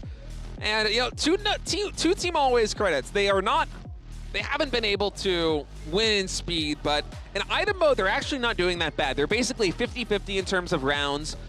Liiv Sandbox, they're also basically 50-50 in terms of rounds thus far, and the only real win condition for Always thus far has been to, you know, lose speed, fight back in item mode, and then bring out Diamond as your ace. Yeah. Fresh and ready to go in a 1v1 to decide it all. That's going to be the win condition. Liiv Sandbox, of course, going for the same thing. Neil is a speed specialist. He will be swapped in for the item ace Dalda. And we'll see how they do, because, you know, with Dalda as an addition to this roster on Liiv Sandbox, I was thinking they were going to be a lot more dominant here in team item mode, but it's been a shakeup again in the meta, the same way from preseason 1 to preseason 2. We had a meta shakeup from preseason 2 now into the regular season with a new patch with 3-star difficulty tracks, the higher gear usage with heroic tiers. It's much faster paced, and we'll see how these teams adjust. Of course, Liiv Sandbox, they won the coin toss. They took item mode priority, so they identify that this is the one weakness they might have against Team Always, and we'll see if they're able to come through the win. And both teams here today are so desperate for that win, as they sit right now with just a 1 win and 2 loss record. So Liiv Sandbox are trying to secure this item mode here in round 1 in Graveyard Dark Castle.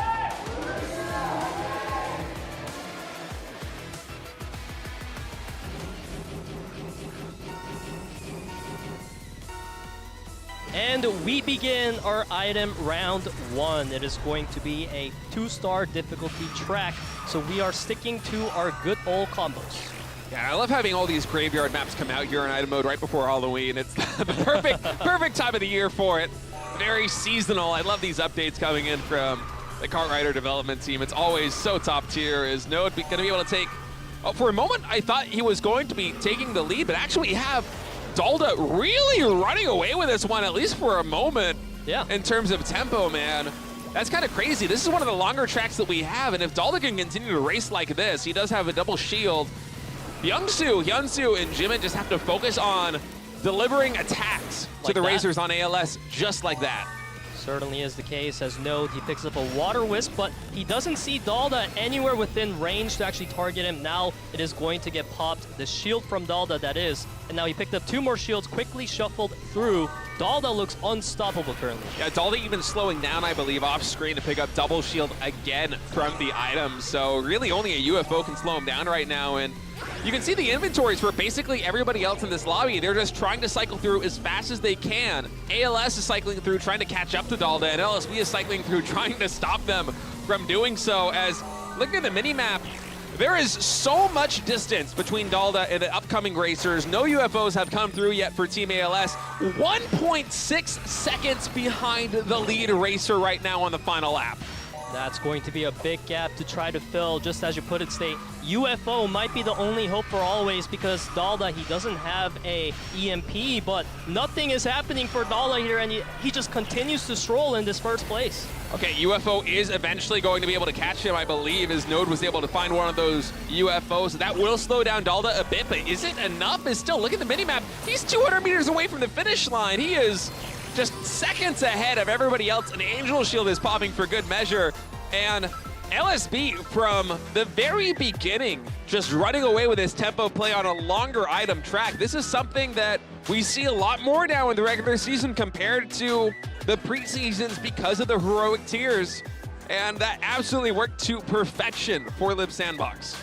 It certainly did. And honestly, in speed, sure, we can see these gaps really happen more often than not, but when it comes to item mode, no matter how big of a gap a player may build, usually teams are able to catch up because there's so many different ways you can achieve that. There's magnets, UFOs, but it feels like even in team item mode, Team Always is really struggling to match up to Liiv Sandbox. I mean, Liiv Sandbox is a giant here in KDL, but there's a big gap in the skills that I'm seeing today. Yeah, Liiv SANDBOX is absolutely dominating, but always their bread and butter has been item mode to force ace matches. We'll see if they can do it again by tying this series up 1-1 as we move on to a World Tour London night.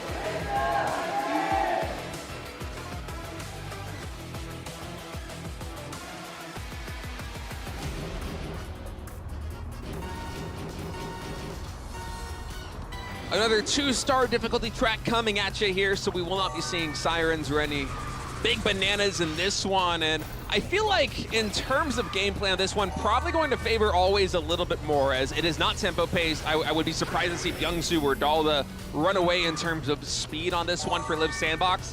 It's much more about the combination setups right at the end, and that might be right up Team Always alley. That certainly helps out the play style for Team Always, as Knight, he's just going to shield away the banana and make no risk happen there. And as we take a look at the inventory, Liiv SANDBOX, they already have 2 Angels in their arsenal, whereas Team Always, they have none. So Liiv SANDBOX off to a great start. That's a great catch, Peter. Double Angel Shield this early on, and also having them on 2 separate players means you can continuously cycle out whatever that extra item is going to be here as we enter lap number 2. And as it's not so much about the tempo here, I gotta wonder what the plays are going to be. We see a number of players right now, Jimin and Knight, both holding on to the magnets here as we enter lap number 2. And once we get into lap number 3, there aren't really that many more opportunities to pick up new items. It has to be more about setting up for a big play. Is actually that water bomb connecting with 2 players on Liiv SANDBOX gets a lot of damage done. Byung-Soo right now, the lone racer, in really a commanding position for LSB. If Team Always can catch up to him, and I think they can, this is going to be some trouble. Yeah, and right now we can see Hyun-Soo is going to have 1 Angel in the back along with Dalda. We see some magnets as well. Team Always holding on to a lot of them, and there's no EMP for a response. So I believe Magnet's going to be the key play here. Yeah, and my eyes right now are on Jimin with a Angel Shield getting popped. He does have both the magnet and the nitrous in store, being in first place for a moment there, but Hyun-Soo actually able to pass him now. Finish line only 500 meters away. Hyun-Soo still in first place as Jimin actually with that magnet and that nitrous is in fact going to be the player to deliver the wombo combo as LSB go up 2-0 here against Always on their map of choice. So for Team Always now, match point, getting knocked out basically 2-0 here in sets.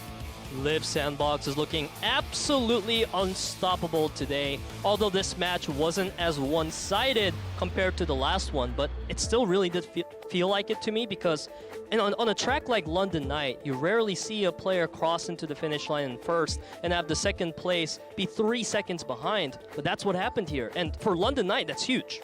Yeah, and it feels like Liiv SANDBOX is just kind of able to roll the punches in different ways. In track number 1, we were playing on a graveyard map, and they just cut the tempo right from the beginning. Dalda was, at times, when we had the mini-map picture-in-picture on screen, he was, in times, the only player you could see. That's how far ahead he was from everybody else. And then, when we go to London Night, we play an entirely different game. It's LSB instead setting up for the wombo combo, and they did it to perfection. So now we're going to move to on another more difficult track. It's going to be Mind Magma Cavern. My goodness, what a tongue twister. It certainly is. Let's see if Liiv SANDBOX can close this one out with a 3-0.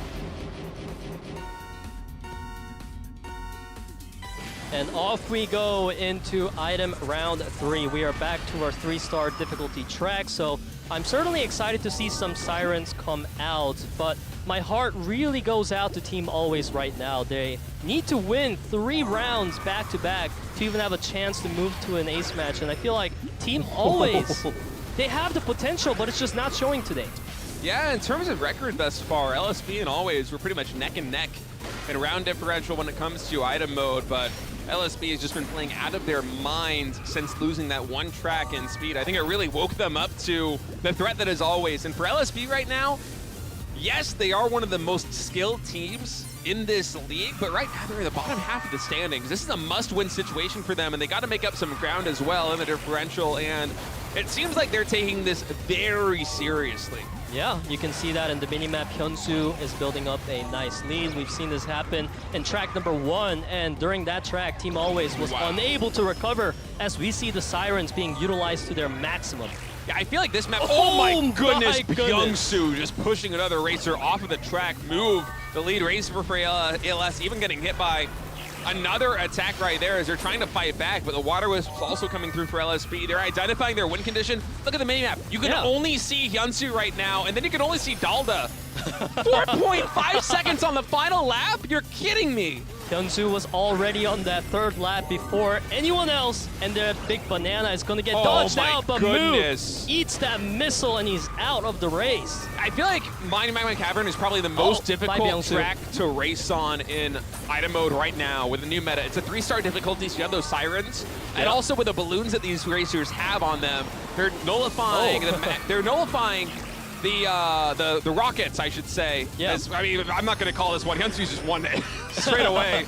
But they're nullifying the rockets, and they're using the banana instead. And you can see LSB time and time again on those laps. They're using the sirens and the rockets to spin out opposing racers for Team ALS at critical junctions in the map where they're actually just going to fall off the track into the magma. We even saw Byungsu, I believe, just completely knocking somebody off by pure power with a body check. So LSB just on another level right now compared to Team Always. Hyunsu with how many seconds is that? That's like an 8-second lead. I don't think we've ever seen a lead that big, at least in the regular season thus far in KDL and item mode, as LSB just playing out of their mind. They're going to take the 2-0 set win over Team Always in really a dominating fashion. It was so dominating that we've seen 4 players retire, and that's not very common here. Even in item mode, in professional play, you don't see that happen often. And we can take a look at the faces of the players in Team Always. To be honest, I feel like they're not too shaken, despite having such a dominant defeat today from Team Liiv Sandbox. And I like that mentality. I feel like it's really needed here as a professional player. Yeah, I mean, always, the writing was kind of on the wall coming into this one. They were winless in tracks and speed, not just in sets, but in tracks coming into this, and they were able to get their first speed win against Liiv Sandbox, and really a better showing than they've been able to bring to the table in any of their other team matches. So there is that silver lining to the cloud for them, but Liiv Sandbox absolutely came to play today. There's a reason why this team was perennially competing for that first place spot in the preseasons. And despite being relatively low in the standings right now after getting defeated by the FREECS and by Minhwa and Sejong, there's still a team to look out for as the season progresses. I mean, the skill that they showcased here, if they can continue to be amateur teams like this, at this level, at this pace, I wouldn't be surprised if they even came back and got a top 3, top 4 spot heading into the postseason. That's what we would expect from a team like Liiv Sandbox. Taking this win today is huge for their chances of moving into the postseason, whereas for Team Always now, they're going to be 1 wins and 3 losses total for matches. And it's going to be really hard to recover from that. If anything, the only good news for Team Always is that the 4 matches they played so far, 3 of them were against pro teams. So their future schedule is going to be a lot easier. Yeah, for Team Always right now, I think you're going to have to go and basically watch the upcoming match right now, because NUTMITE is now the team ahead of you in your path getting to that wildcard spot. And NUTMITE later on, they're going to be playing against Seongnam ROX, and that's a critical one for a lot of reasons, because we do have that wildcard expansion here in the postseason. For the regular season of KDL, it's a critical one to get that top 5. That's certainly what needs to happen. Also for Seongnam ROX, in fact, because I don't feel like Seongnam ROX have the exact ideal road they wanted so far in, for the beginning of this regular split. So winning against NUTMITE would be huge for Seongnam ROX, and also for NUTMITE, it would be really impressive to win against a professional team. Yeah, and the fan votes coming into this one were pretty heavily in favor of ROX, if I recall correctly. Yeah, it was. In my opinion, I think this is going to be a pretty close match. I would not be surprised if we went to an ace match between Team NUTMITE and Seongnam ROX. I think a lot of people in the online community are possibly underestimating NUTMITE, because even though their record individually isn't that great thus far, they certainly seem to have a lot of potential. Yeah, speaking of potential, if there's anything I remember, it is that NUTMITE usually always takes us to that round 5. It's been a theme to that team ever since the KRPL days, and now they're bringing it back here in the KDL. I don't think we've had so many round 5, matches that actually went all the way to that round 5 today, but we may see that in our next featured matchup. Yeah, I think actually every single best of 5 in speed mode and in item mode was either a 3-0 or a 3-1, but I'm right there with you. Yeah. I fully expect this one to, at least in speed or item, in one of those sets to go to a best of 5, and the full length of that best of 5, that track number 5, and we might have an ace match too. As these teams, they have a lot to fight for And guys, when we get back from this break, we're going to go into that match between Seongnam ROX and Team NUTMITE. Don't go anywhere. We have you back in a bit. Excuse me.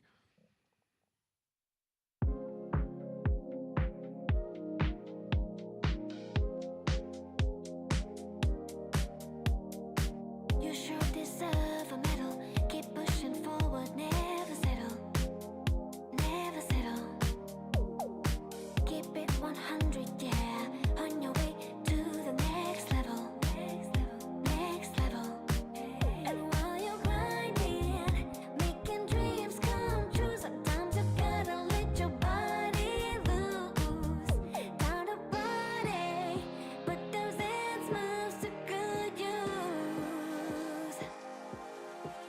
Let your hands go up, stomp your feet. Let me see you kicking it back on the dance floor. On the dance floor. Feel the beat, electrified. Move your hips side to side on the dance floor. On the dance floor.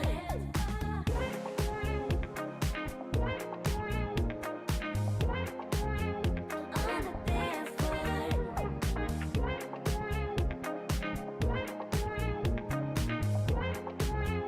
on the dance floor. Show up for yourself, never miss a single day. Be about it, let them know that you didn't come to play. 'Cause you got it, you mean it, you get there soon. And while you're grinding, making dreams come true, sometimes you gotta let your body loose. Time to party, put those dance moves to good use. Yeah. Let your hands go up, stomp your feet. Let me see you kicking it back on the dance floor. On the dance floor. Feel the beat, electrified. Move your hips side to side on the dance floor.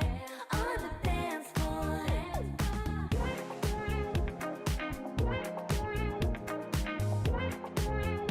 On the dance floor.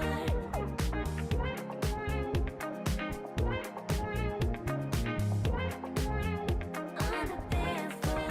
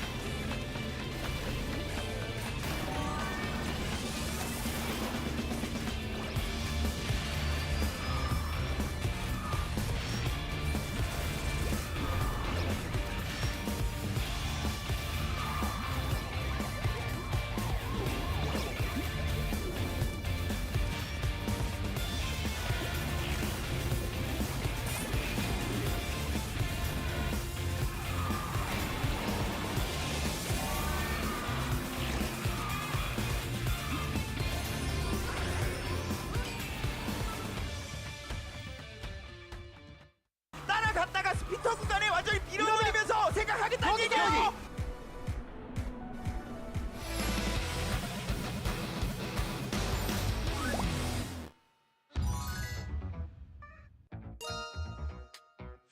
천 있어. 없어. 천. 아 늦었다 미안. 해지. 아 해지스타 미사일 날렸잖아요. 아. 한 판에 1,400개 다 먹음. 오 오늘 템은 좋은데?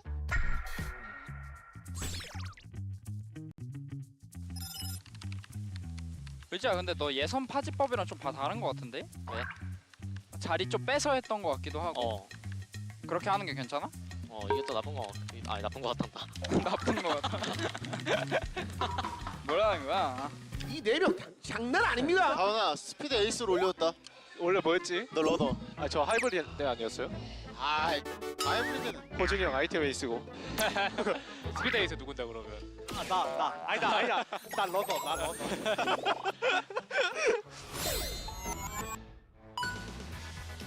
고스트라이커 원투 펀치가 조금 더 안정적이었던 데스페라도가 고스트라이커. 고스트라이커. 딱이네 둘이. 나 쇼타임 때도 막 ST 라이커 이랬다고 나한테. 쇼트라이커네 쇼트라이커. 이런 식으로 고스트가 먼저 잘 치고 나갔다면 스트라이커는 이제 다시 조율하게 되죠. 날렸어. 오케이. 나이스. 오케이. 사실 예상치 못한 변수가 분명히 일어날 수 있는 트랙이기 때문에 뒤에 죽였어. 7-8 멀어. 고스트에게까지 못 닿을 수도 있습니다. 앞쪽에 2명이나 있기 때문에요. 초리스케이터 막습니다. 하나 둘 뚫렸다. 스트라이커가 이걸 라인 분명 커버해 줄 거거든요. 나 드랩 좀 끼워라. 자 빨리 오른쪽. 지금 간다 채워줘. 실수한다 뒤에. 안전하게. 아 죽었어. 마무리 대체제. 어유 초돌. 원투야. 88. 이거야. 나이스. 야 어땠어? 내려오고 있자. 와. 반지 세럼 야매. 너무 잘해줬습니다. 오늘 스트라이커 최고의 컨디션이었어요. 이렇게 하는 거 맞나? 오늘 지금 연패라. 이건 또 느낌이 다르거든요. 양 팀의 러너가 빠르게 앞쪽으로 치고 나갈 수 있을지를 먼저 봐야겠네요. 보면서 실망 콜해줘 한번. 아니 2개 봐야 돼.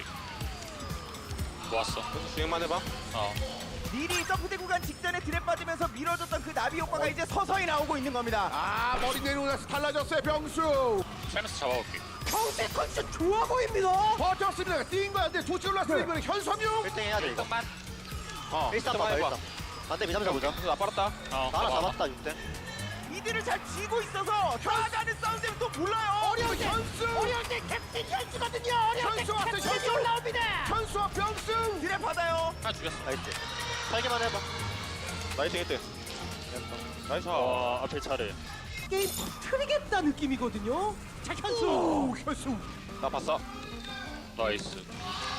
이제 빨리 한번 가봐. 인커 인커만 봐줘라.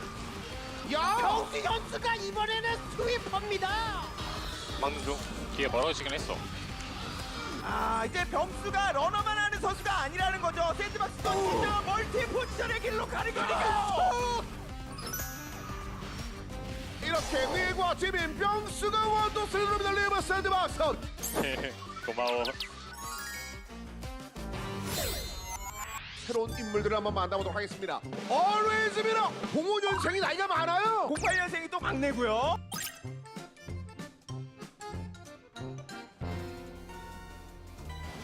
참 다양하게 어떻게 보면 좀 새로운 느낌이 좀 있잖아요. 맞아요. 네, 이러한 것들을 오렌지가 좀 보여줘야 되는데 지금 손이 많이 누는데 자, 일단 무브가 올라왔습니다만 살짝 추천하고 있는 녹이고요. 아 다이아몬드가 합류할 때까지 시간을 좀 잘 끌었어야 되는데 드래프트를 너무 쉽게 내줬네요. 아니 내가 상대한테 무리해서 앞티키 해가지고 내 순위를 못 챙겼다 이거. 코스가 워낙 구조가 복잡하기 때문에 실수 나오죠 이러면. 흘러갑니다. 1세트는 이대로 마무리될 때 녹이 여유 있게 이렇게 들어옵니다. 아 나 진짜 지금 너무 긴장했어. 상위권에서 한 방에 뚝 떨어졌어 나. 아이템 따고 애결 가자 그냥. 얘들아 스피드 어때? 야무지네. 힘드네요. 야무져? 그래 아이템 잡자. 거의 됐어. 우주 하나. 상대 둘 맞았어. 우리 이득이야. 우주 못 넘어가 못 넘어가. 떨어져. 1파 하나. 나 용준님 한 번 더 아프게. 한 명 상대 떨궜다. 알이야. 한 명 떨궜어. 상대 둘 알. 우리 순위 좋아. 천사 하나 먹어보자. 나 파리. 물 조심하자. 3위 맞아. 콜 해줄게. 물 안 보여. 1등 안 맞아. 1등 우주로 떨구자. 우주. 넘어가겠다. 못 넘어. 못 넘어. 알이야. 소리? 우리 순위 좋아. 괜찮아. 근데 가드가 빠르게 붙였어요. 우주선에 대해서 해지로 한번 풀어내긴 했는데 다시 리필이 됐기 때문에 일단 넘어갈 수 있을 것 같습니다. 우주 챙길게. 챙겨줘. 이거 그냥 다음까지. 다음 거시 하자. 이거 안 쓸게. 저 2등 쏠게요. 2등. 우주죠 우주. 우주 2개야. 나 떨어져.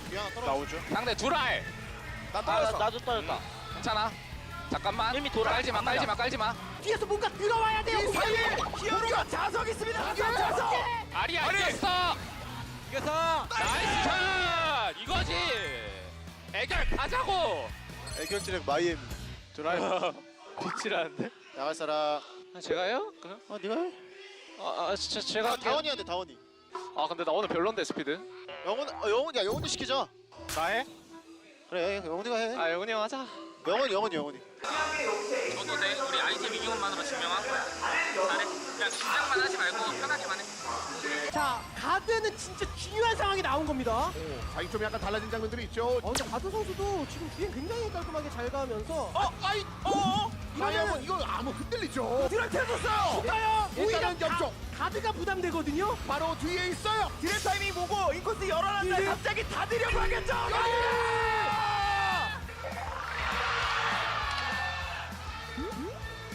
끝났죠. 다이아몬드는 영원히 빛납니다.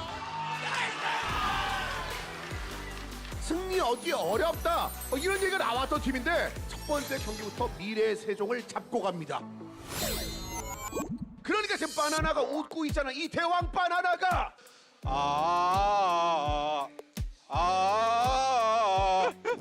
진욱이는 귓구멍 조심하시고. 나 근데 사운드 너무 큰데 지금 안 그래도? 오랜만이다. 들을만 하고만. 양팀 다 2004는 결국 마지막 직선 구간에서 서로 아마 사용을 하게 될 것 같고.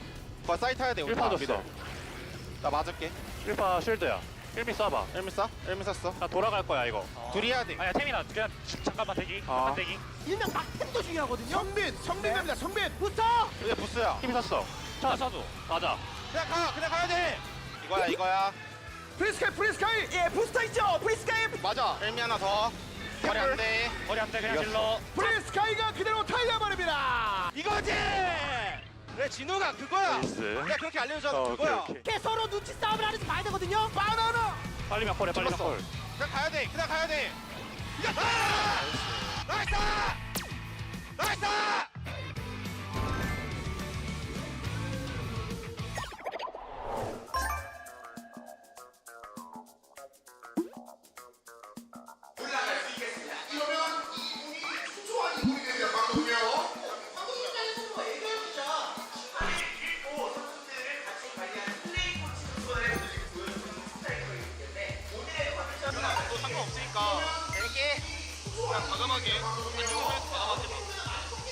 고스와 성빈입니다. 고스의 성빈. 네. 일단 옆으로 사이드 바이 사이드 일단 버티고요.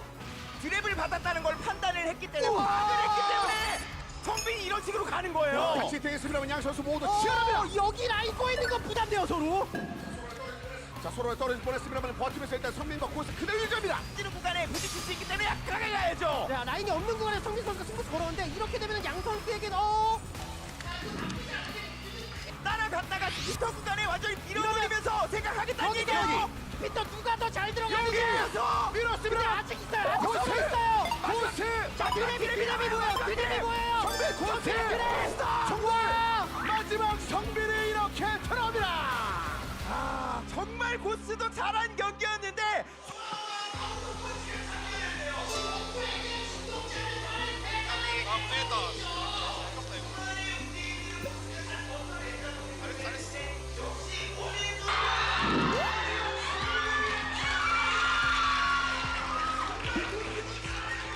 어마어마한 카운터 펀치가 장렬했네요. 역시 원조 애결 중독자는 바로 이 배상하는 배선빈이죠.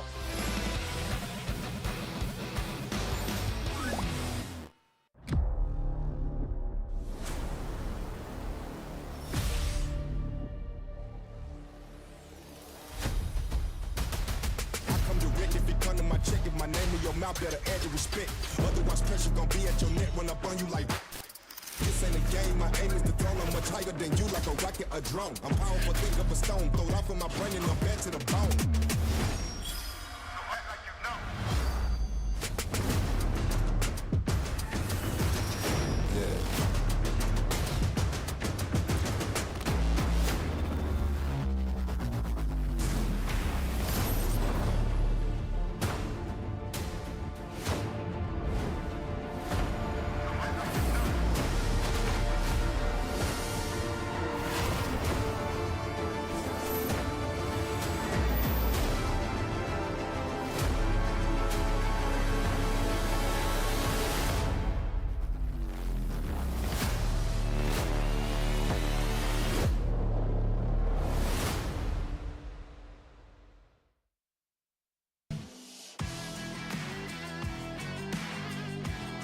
Welcome back, everybody. We are getting ready to close out tonight with the third team match of the evening.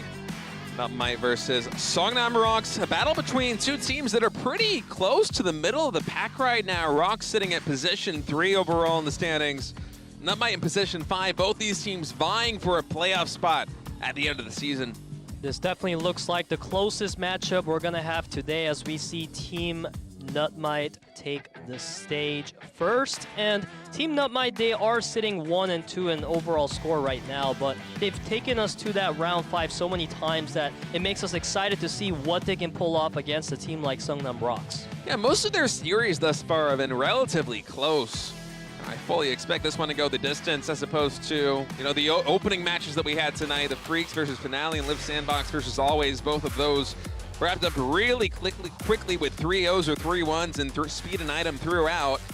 As ROX Esports now takes the stage, and this is a new and improved ROX Esports. We got Acidfly, Navi, Looning, Boong, and Lens, the item ace. Acidfly has been absolutely killer for these guys in terms of speed. Looning has been stepping up as well.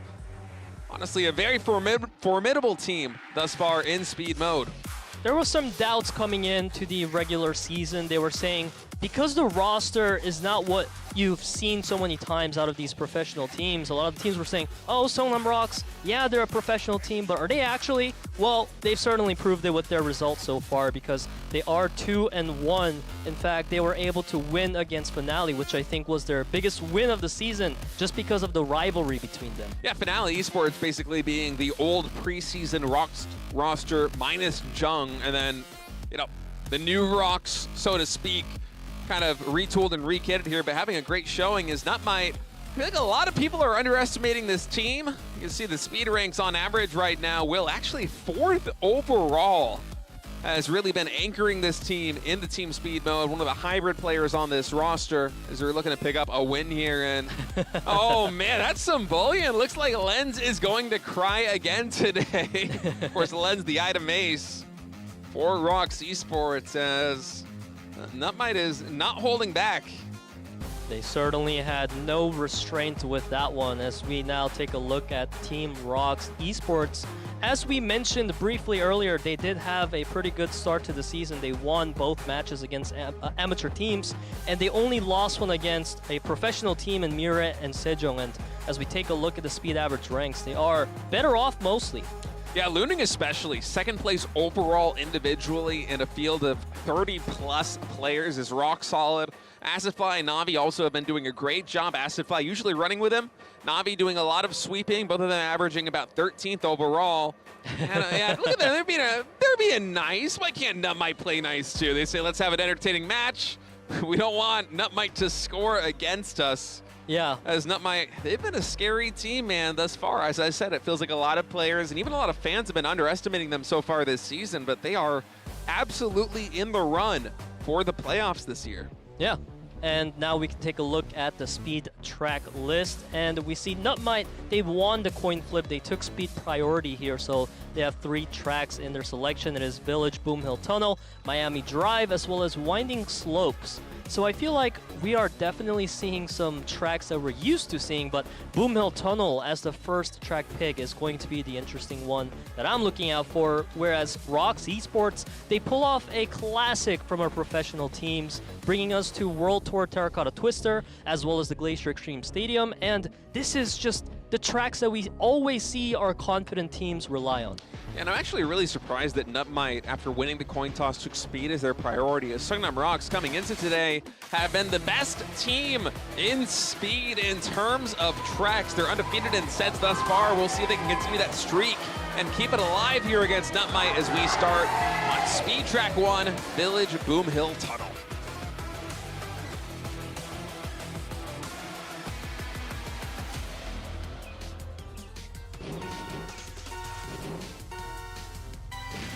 And off we go on Village Boom Hill Tunnel. This is a one-lapper, but one of the more tricky one-lappers is there are some sections like this one where it's quite wide. You don't have to take very tight angles, but then coming closer and closer into the finish line, there are some tricky jumps, some tight maneuvers you have to make. As Looning Man, oh, I love this long turn he's taking in. Just anchoring that first place position. Acidfly now trying to box out Will. Looning has found great success on his lines, but I feel like Seongnam ROX overall as a team, they are looking a lot more fierce in this contest for the midfield. Finally, actually, Wave and Vega, as I say that, are coming up to back up Will now, but once again, ROX with the recovery. Yeah, AcidFly actually doing such a fantastic job of sweeping right now. Feels like he's body checking pretty much everybody on Team again. NUTMITE. Dude, look at those. These blocks have been insane. Even Boong is getting in the mix right here on the rear ranks. We didn't get too much of a shot of it before, but AcidFly has basically been the wall for Team ROX right now, and once again, he is just blocking out Team Vega. It's only Will right now, and finally, NUTMITE, for a moment, we're able to pass him, but he still threads the needle. Now getting closer and closer to that finish line. We're having so many collisions right now, but it is Team Seongnam ROX in control for the time being as Looning looks to close this out first, and Navi actually solidifies a 1-2 finish for Seongnam ROX. ROX Esports, not unlike the KWANGDONG FREECS, have been getting a ton of 1-2 finishes so far in speed mode, and it's really odd to say that ROX Esports, coming into this one, has the best speed record in the KDL. And that might be different by the end of the day, of course, because Liiv, SANDBOX, and KWANGDONG FREECS both played very well in speed thus far, but Seongnam ROX coming through with really a dominating performance right there. AcidFly, that was insane.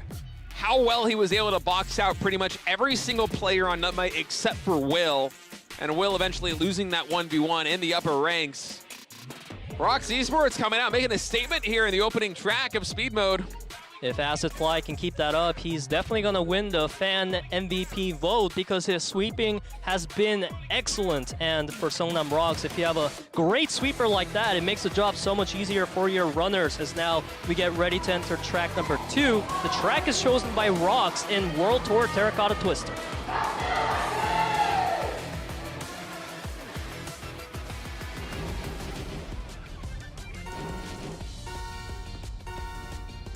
And we start the race here in speed round 2 as we see Will taking a lot of boosts, drifts to build up that booster gauge for his team rather than focusing on his own positions. And we will see if Wave can make good use of that as he fights with Boom for the top spot. I'm actually surprised it's Will that's trying to focus on building the nitrous gauge there at the front, as it was so good earlier on in this. And now Wave, one of the players on Team NUTMITE who hasn't really been able to have the best showings in terms of individual performance here in Team Speed, is going to be the one leading the charge, but he's surrounded by a full squad of ROX Esports Racer. There's Boong, AcidFly, and Looning all right behind him. Actually, Looning catching a really bad break on that turn. Yeah, Seongnam ROX takes a lot of setbacks there, so now it's NUTMITE. They have an opportunity to recover as Wave is doing an excellent job holding that first place against Boom. In fact, Wave once again is going to win the line check here. Yeah, Wave doing very well right now in the front of the pack. AcidFly is going to try and close the distance right now. He did so well sweeping in the previous track, but this time he has to take more of a running role to join Boong here and try and unseat Wave from position 1. And look at those body checks coming out from Boong. Yeah, Boong has done an excellent job, and then if you take a look at the minimap, Navi and Looning are so far behind right now. That's why it's pivotal that Seongnam ROX can hold on to this 1-2 as Wave looks to apply the pressure. Yeah, it feels like 1-2 is basically the win condition here for ROX Esports, unless Navi and Looning can make a play, but Boong, he's falling behind. We'll see if Will goes for any body checks right now. AcidFly, he is able to hold on to position 1 for a moment, but Wave actually with a tremendous line. That was certainly a right play coming out of Wave there, as now NUTMITE looking really strong, holding on to this 1-2. Vega does his job so well of sweeping. Now he's looking at his next target, and boom, and that is 1-2 secured for NUTMITE here in speed round 2. Man, they fought back really strong there on Terracotta Twister. Actually, Terracotta Twister lending itself to a couple of upsets with these amateur teams performing well against the pro teams thus far today, as NUTMITE's going to take that one in a really good fashion, and ROX Esports series is all tied up 1-1 here in speed. Yeah, Seongnam ROX, they gave a shout out to Team NUTMITE earlier, referencing their NM score, which is what they're so well known for. Taking us all the way to that round 5. That's what the NM score means, because we always have that with Team NUTMITE, and they're looking to bring us that here also for Team Speed. Well, they did a great job on Terracotta Twister. One of the more technical tracks here, as you pointed out earlier, it's a track that usually the confident team, at least the more confident team, is going to pick as their home map there in speed mode. And ROX Esports certainly getting shut out there, as the lines for NUTMITE were just so good coming through. It was certainly very good, and now we are tied 1 apiece as we move into our round number 3. A track chosen by NUTMITE, that is World Tour Miami Drive.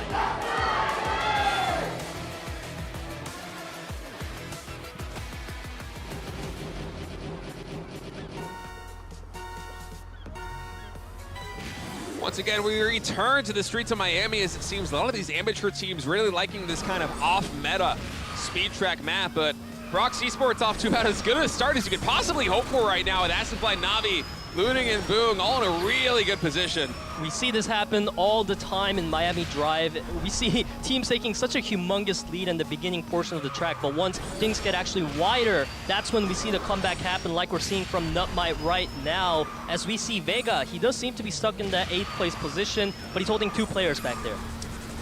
Yeah, and Scald and Wave are going to try and make a play right now. Actually going through some collisions right here on this first turn, going along the sandy beach, and now Wave has been able to work his way back into first place, man. He is racing very well today so far in team speed. That's what's been happening today so far indeed, as we see now ROX take a control over this upper part of the track. 1, 2, 3 in the back for them right now. The job for Navi is to stop Wave, and he tried that, but Wave is hanging on. I think actually Acidfly might be taking the sweeping roll over here as he, oh my goodness, Wave just gets hamstringed so hard. Lose all his momentum. It's now going to come to Will to try and break up the 1-2 finish, but Acidfly and Navi just kind of trading positions there in terms of sweeping, and Acidfly absolutely came through in the clutch to block out NUTMITE. Oh my god, Will is having so many unfortunate collisions here. Now the job is up to Scald, but 7 and 8 locked in for NUTMITE right now. As you take a look at the minimap, Boong is doing a phenomenal job with this sweeping. Yeah, and I feel like 1-2 might even be in the cards here for ROX, as Navi can just completely focus on trying to disrupt the line of Scald. You see him right there going for a collision. Now he's going to set his eyes on Will coming into this turn, and it just works to perfection. ROX Esports racing so well here on Miami Drive. So it seems like they will be going up 2-1 here in this best of 5 from some excellent sweeping yet again. It's just been their winning formula, whether it's Acidfly or Navi. They're able to find body checks that not just slow down the opponents, but sometimes have them full on colliding into walls and losing basically all momentum. That's certainly what happened here as Seongnam ROX. They take that track number 3 in speed. Now 1 round away from winning the set in speed here. But of course, it is Team NUTMITE they are up against. And if we know anything about them, they take us to round 5. So are we going to see NUTMITE take round 4 state? We might see it. It is going to be ROX's track of choice unless I'm mistaken. So coming into map number 4, work is going to be cut out here for Team NUTMITE is ROX, I feel like more than any other team so far that we've seen in KDL Team Speed, is just the best at sweeping in the business. Whether it's Acidfly, whether it's Navi, they're both able to step up and really deliver some top-tier performance. If they can do that again here on Glacier Extreme Stadium, we might be seeing the 3-1 victory going in the favor of ROX Esports here for Team Speed. But let's see, Peter, can NUTMITE force a track number 5 as we move on to Glacier Extreme Stadium?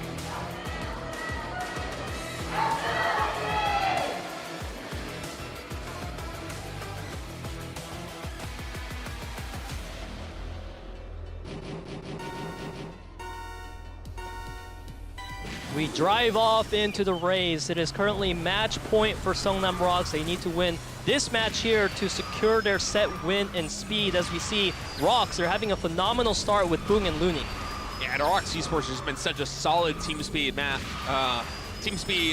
squad pretty much throughout this entire regular season. If they can get another 3-1 win here, they will remain the top team in team speed. And with the round differential they're building up, I feel like even if we go into the playoffs with ROX Esports getting tightened up in the rankings with some of these other teams, the differential is going to be so good for them. I mean, look at the lead they're building right now with Looning and Boong. They're just running a clinic on this map. And if you take a look at the smaller play-by-play map, you can see Will, he took a big collision there, so he is hard locked into 8th place right now. So NUTMITE, they're having a really difficult time. They need Vega and Scald to both take 1-2. That may be their only win condition at this point. Yeah, it feels like Wave and Will being so far behind are not going to be able to shore up for something like a 2-3-4 finish. And I don't know if they're going to be able to pass. Vega, for a moment there, is able to get above Boong in the standings, but Looning is really solidly sitting in position number 1. And ROX, they don't even really need to play for the 1-2 finish here. You can see a little bit of sweeping coming in from Boong as Acidfly is closing distance.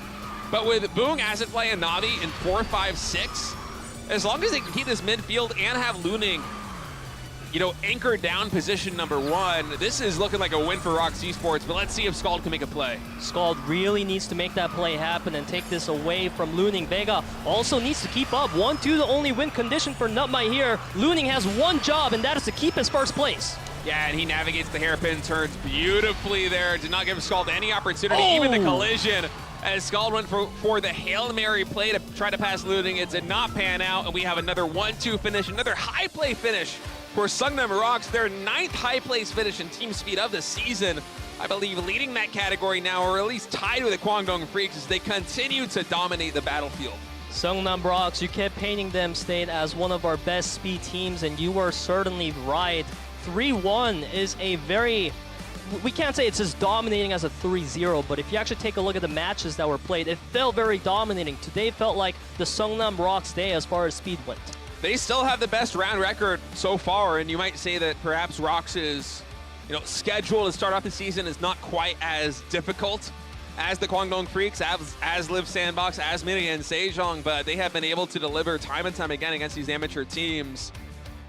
And now for Team NUTMITE, if they want to force an ace match, they're going to have to come back here in item mode, but ROX Esports, they seem to be a pretty formidable opponent. Now, Snoopy is going to swap in here. He is the captain of Team NUTMITE. He's going to try and lead them to victory here in item mode, with Vega getting swapped out. So ROX Esports as well is going to be bringing in Lens, their item ace, as the two masterminds of item mode will square off here. An interesting thing to note is that NUTMITE, they haven't played a single ace match yet, so they've been pretty much one-sided as far as the results went. If they're having a bad day, they just end off on a bad day. If it's going good, then they have a good day. So it's going to be interesting to see if NUTMITE can bring us a win here in item, and we can actually get to take a look at their first ace match of the season. But to pull that off against a team like Seongnam ROX is going to be really difficult. Yeah, these teams are pretty evenly matched in item mode. I don't think that NUTMITE is quite as overshadowed here in item mode as they are in speed against a team like Seongnam ROX. So there certainly are some chances coming in as we get to take a look at the item track list for main stage match number 15. ROX Esports here with item priority. We'll be able to choose 3 out of 5 maps. We will go to World Tour, Venice Gondola Tour to start things off, and then London Night. Classic one here in item mode. Village, Clock Tower Crossing for track number 3. And should we go to a track 4, track 5, we have Glacier Polar Half Pipe and my personal favorite, Mine Magma Cavern, to look forward to. Yeah, you always love My Mount Cavern, and I can see why, because we see so many high-value plays being utilized by the items there, because there are so many portions of the track where if you get set back, you get really set back. And the preseason was all about the water balloons, because there are some sections where you can't even stop them, and now the sirens just add so much more to the mix. But we'll see if we get to a track number 5 as we get started here in item mode. Track number 1 is going to be raced on World Tour Venice Gondola Tour.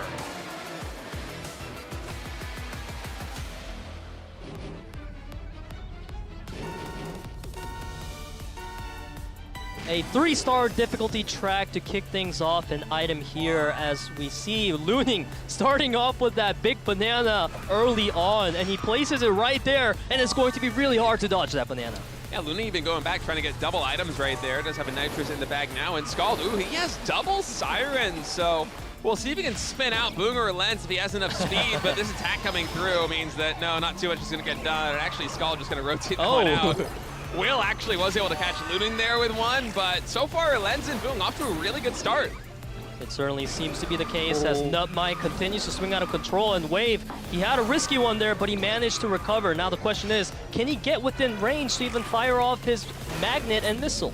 Yeah, looking at the minimap right now, Boong has taken quite a bit of damage because he has double Water Wisp. He doesn't have any shields, any defensive items really, but that's gonna play to his favor here as he throws double Water Wisp there. Should be able to catch Wave at least a little bit and slow him down, and even another one coming through. So Lens's lead, despite I believe getting UFO'd, it's still compounding, man, on the minimap. Yeah, that is what's happening. A missile is going to be shielded by Lens there as he picks up another shield for himself. And those barricades were placed in a very tricky format. I wonder if he dodged those. I think he did, but it did slow him down a bit as he had to navigate his way through, and that's going to allow Wave to close the distance a little bit more quickly here. Now, unfortunately, he does have a shield. Oh, and he picks up a banana, so no attacks really coming through NUTMITE, Snoopy does instantly pop that UFO once he picks it up. So Lens, he's going to shield through that. And actually, Wave coming here on the shortcut, picked up a lot of speed. He is now, for at least a moment, in first place, but he was not able to pick up an item. And that means that Lens can come through with a Water Wisp. But I love the way Wave is recovering through these risky lines. He's just barely on the edge of getting set back, but he makes it work every time. And now he's holding on to that lead, but that barricade and water bomb was huge. Yeah, are there going to be any attacks coming in here? Onto Scald, though, 300 meters left to go. Boong does have a Nitrous. All eyes on him as we make the final turn. He's going to boost his way into the finish line, and ROX Esports takes track number 1, but man, Peter, that was a very close way to start off item mode in a best of 5. It felt like both teams were taking a jab at each other, but in the end, I love that Boong and Luning came in as a duo. It seemed pretty unstoppable. The way they were just coming in, locked up. Sure, you could have a missile, but when you got to target 2 people, what do you do? And NUTMITE did a very good job of fighting back. Wave was pretty close there at the end. Just Boong having that Nitrous in the bag, taking it on that final 90-degree turn to the finish line, delivers the win. But a very close one on Gondola Tour. So we're going to set our eyes to World Tour London Night for track number 2. A track, I should say, that a lot of these amateur teams have been succeeding on in terms of the old meta Wombo combo with Nitrous, with Magnets, ideally with Thunderbolts, as it is a 2-star track. Let's see what the plan is here for NUTMITE. Honestly, I feel like World Tour London Night is a track where any team has a pretty good shot, because just as you put it, it's less about the pacing. So as long as you can time your items right, you can really take a huge lead on this track, which I think is a lot easier to achieve than constantly staying in the lead. I'm hesitant to use the term RNG because it certainly does feel like in item mode, the better team generally wins. But World Tour London Night, things can certainly go in ways that you might not expect in that final lap 3. We'll see what happens here as we move on to track number 2. ROX leading 1-0.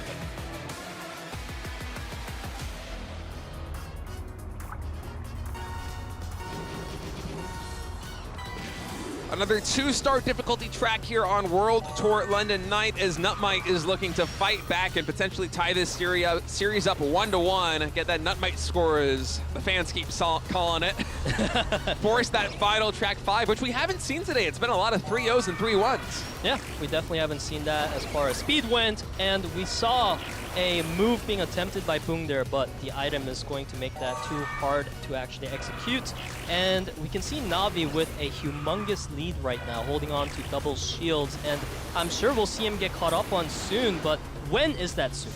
Yeah, Will right now is holding on to a Thunderbolt, so there is good chance, because I see no Angel Shield. Actually, Will picks up a double Thunderbolt, so yeah, for Navi, eventually he is going to get slowed down, I think. Actually, NUTMITE for a moment had 3 Thunderbolts. They're going to pop one right now. Will is still holding on to 2, and I wouldn't be surprised to see Navi's lead quickly dissipate here.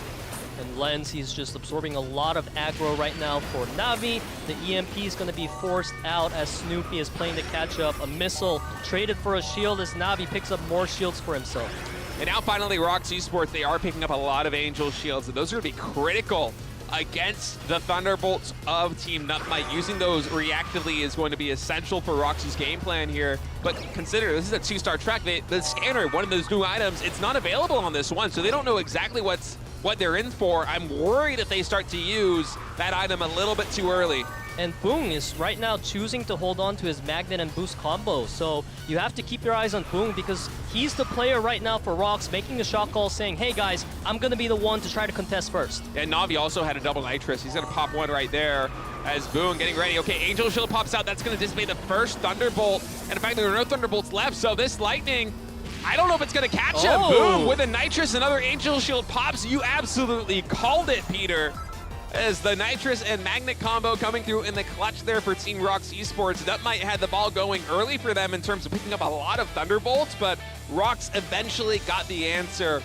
And fortunately for them, they did, because that could have been disastrous if they didn't use those Angel Shields at the precisely right moment. The match played out perfectly for Boong there. He was able to slow down Scald in second place using the Magnet, because Scald was like the most threatening player from Team NUTMITE. And then near the end there, when he needed that little bit of boost, he just pops the Nitrous and it gave him a lead that was basically unstoppable. And now ROX, they're 2-0 here in item. And it's really hard to come back in item mode if you have to win 3 tracks in a row. NUTMITE has their backs against the wall right now. Yeah, we're going to go to ROX Esports map selection as well, as keep in mind they did have item mode priority here against NUTMITE, and although on paper coming into this one, these teams seemed very evenly matched, at least in item mode. So far, ROX Esports, they've been playing out of their minds. We are now on match point. ROX Esports only needs one more win to close this one out with a 2-0. Can they make it happen here on Village Clock Tower Crossing?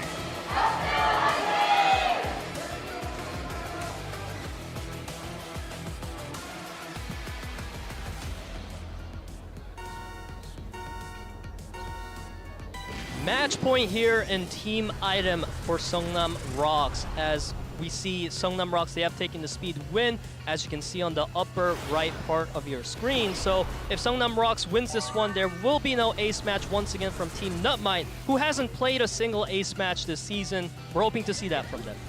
Yeah, and so far the fan vote has been pretty accurate, you know? I remember when we went to the intro of this show, we were looking at that, and all the teams that were favored, of course, you know, FREECS and Liiv Sandbox, they're going to be 90% plus when the fan votes come in, as UFO is going to slow down Snoopy here for just a moment. But for ROX Esports versus NUTMITE, I was really thinking that Seongnam ROX, yes, they're favored, but not 90% plus favored. And it seems like the fans knew better than me, because ROX Esports has been racing so well. Of course, they dominated speed mode, and now here in item, they're up 2-0. That's certainly a good way to change your expectations. State Seongnam ROX is saying, hey, don't forget about us, State. We're a very good team. As we see Will, he is absorbing a lot of aggro right now with his shields. And before we even came into this new meta of item mode, I feel like Village Clock Tower Crossing was a track that always stood out as a pacing type of track. So things are going well for NUTMITE, thanks to Will. Yeah, it is a lot more tempo focused than many of these other tracks, and part of that is because of that final segment of the lap, as you just saw.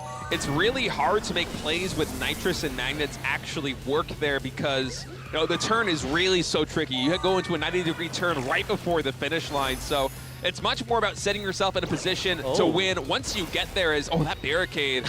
And I think the banana just completely hamstringing Will. He's going to fall all the way down to 8th place. Ooh, and a nice water bomb there. Wave is going to be able to shield that one off, as we now see ROX holding on to so many angels in the front, but NUTMITE has the magnets. Yeah, the magnets coming through. Actually, NUTMITE with 2 more in the bag here, and I don't think there's any answer for Team ROX, as Wave is just going to slowly stroll his way into a victory, so we will not have the 3-0 item mode sweep coming through for ROX Esports. NUTMITE just with a little bit better tempo there, a better item setup as well. They bring it back to 2-1. This is one of those rare tracks where I was looking at the inventory from Seongnam ROX having so many angels and being like, that's not really what you want in this situation. Yeah, not here. Maybe on World Tour London Night, but on Clock Tower Crossing, no, you much rather have some magnets and nitrous, not just for that final finish line stretch, but you know, kind of the stretch and the tempo leading up to those final turns can be critical. That certainly is the case, and NUTMITE, they do finally have a response. It feels like it's been a while, because if we count the speed rounds as well, ROX was on a 4-round winning streak, but now NUTMITE, they're able to get some momentum back for themselves. They've done the first step of the 3 needed to do a comeback here in item. It's still match point for ROX Esports, as Seongnam ROX would love to close this one out with a 3-1 if they couldn't get the 3-0. We'll see if they're able to do it here as we move on to the next track. Track number 4 here in item mode, Glacier Polar Halfpipe.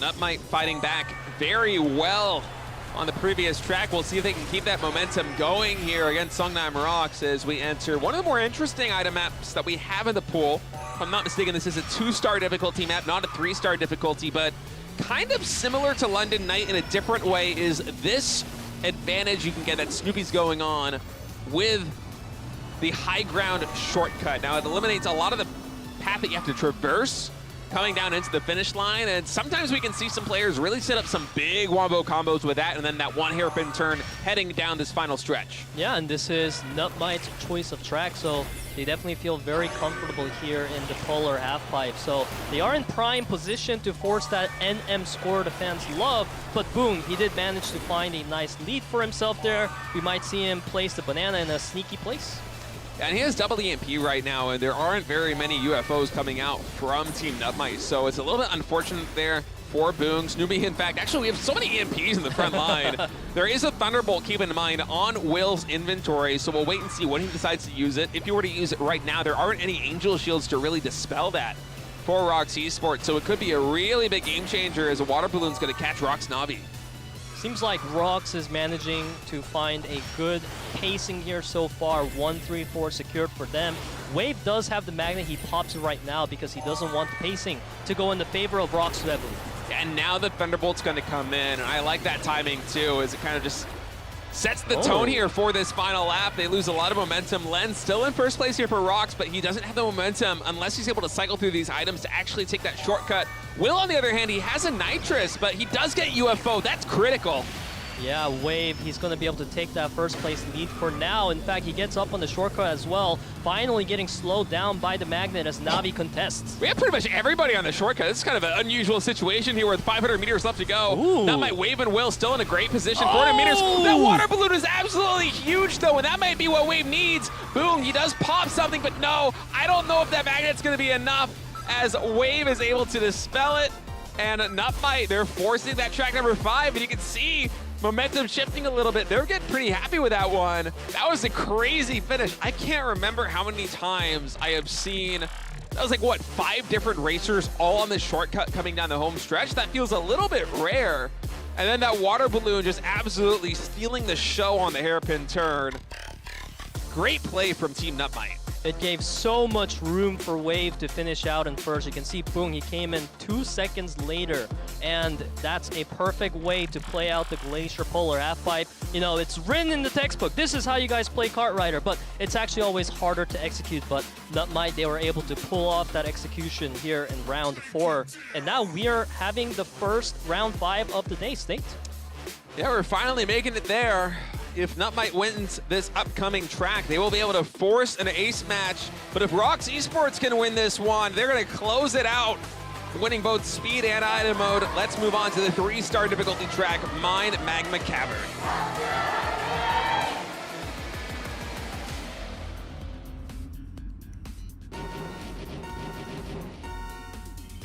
The Magma Cavern will decide whether or not we are going to an ace match. And you got to keep in mind, not only are water balloons very dangerous on this one, but being a 3-star difficulty track, the sirens coming through on turns can be so critical because it's very easy to get knocked off the actual map.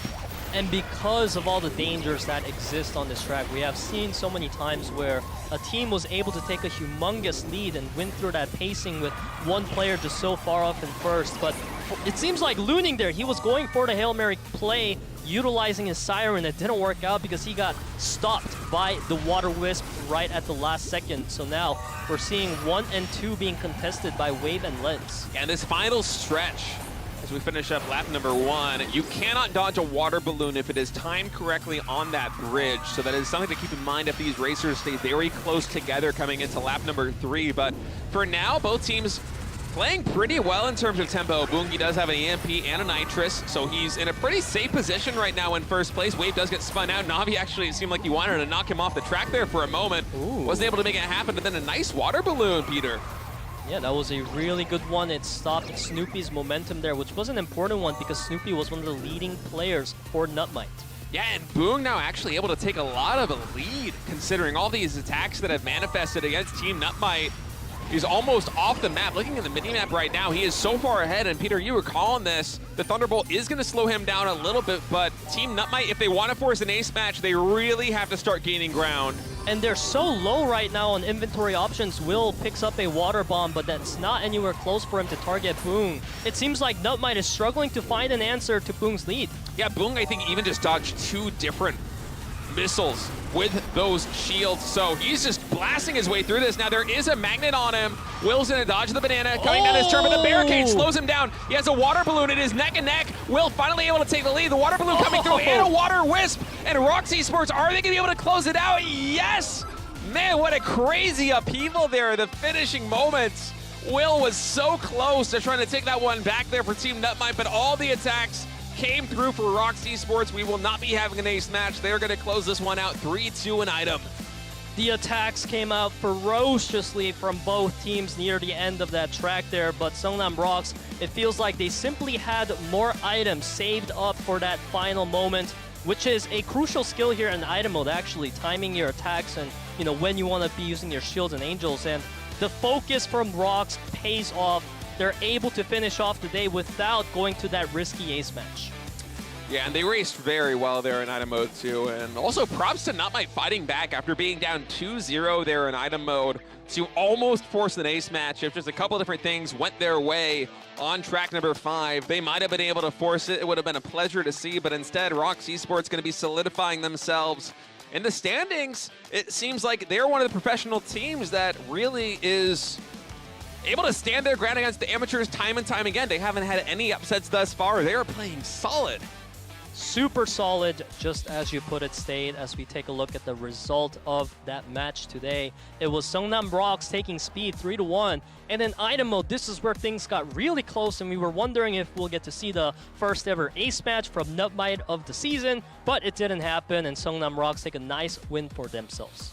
That was very well played, and in speed mode, ROX Esports continues to be pretty much the best team in speed in terms of statistics. We'll see if that's going to hold true as the season progresses and they hit some of these tougher opponents. You know, a lot of these other professional teams, it feels like Seongnam ROX is kind of feasting on the amateurs a little bit right now early on this season. But I'm liking the potential that they're showing. They seem to have very good synergy on speed and also in item mode, hanging with pretty much the best of them. Their win rate's right up there, above 50%. I like this team's odds of making it to the playoffs, man. They are in a fantastic position. For sure, we can't really see a future where Seongnam ROX would not even make it to that wildcard match, worst case scenario. Whereas for Team NUTMITE, you have to be worried now as their teams start racking up these losses. Of course, Finale is having the worst out of any team so far, but still being 1-3 is not great for your odds of going to postseason. Yeah, Finale Esports now at 0-4 feels like they're pretty much out of the equation, but let's also keep in mind that Always also had a defeat earlier on today, so they're going to be kind of breathing a sigh of relief to see one of their rivals, NUTMITE, a team that they need to pass if they want to make it to the wild card spot later on in the season, get defeated here by ROX Esports. As I feel like today was kind of a story where pretty much all of the top teams won in kind of the fashion that we were expecting. I really did think that Seongnam ROX versus NUTMITE had the potential to go to an ace match, but we didn't quite get there. That's why we called this final match the closest one of the evening. Every single other match we've had today was one-sided, pretty much as the fans expected. It seems like, you know, the 90% fan prediction opposed to less than 10% does stand true. There's a reason why people think so. Yeah, I mean, Seongnam ROX, they're so dominating against these amateur teams in team speed mode, but NUTMITE, I mean, with their item ace, I felt like they really did have the potential to force an ace match there. It's hard anytime you go down 0-2 in a best-of-5 to come back and reverse sweep it, but they got so close there at the end. They did, and that's why we are always excited to see NUTMITE, and we keep calling out the NM score. So I'm really excited to hopefully see NUTMITE finally make it to an ace match later on in the season. But as we said it earlier, we are 1/3 of the way done with this whole KDL, and there's even less of the season left right now. So it's going to be really hard to recover. So hopefully we see teams with 1 wins and 3 losses win their next matches. Yeah, this is one of the reasons why I love the addition of the wild card, the 5th team coming in to play against the 4th team in the playoff format here in the regular season, because suddenly these teams that are closer to the bottom of the standings in position, you know, 5, 6, 7, they actually do have a lot to play for. So let's take a recap here of the matches today as we kind of wrap up the show here at the KDL. And it's been a very interesting one thus far. KWANGDONG FREECS, they weren't perfect against Finale, which honestly is quite good for Team Finale, going up against the favorites to basically win this entire thing, to take a track win both in speed and item. That's more than a lot of amateur teams can say. That's been the thing that I kept saying about Guangdong Freaks is they look so clean. If you take a look at their match score, they're lossless, but when it comes to the rounds, they are actually dropping so many rounds. So it's going to be a point to see whether that will hold them back later or not, but I kind of doubt it. I think as long as they're able, I mean, of course, I'm just stating the obvious here, as long as they're able to remain undefeated, it doesn't matter what the differential is going to be, but you are bringing up an interesting point. Coming into today, Mirai and Sejong actually had a better round differential than Guangdong Freaks, but for Freaks, at the very least, their set differential has been absolutely insane. They're going up to, I think, +7 in total now after their victory today, so just looking very good. And for Liiv Sandbox, they came into today in 6th place because their schedule, their opening schedule to start this regular season was really tough, but I think they showed against Team Always, an amateur team here, why Liiv Sandbox is not a team to be counted out.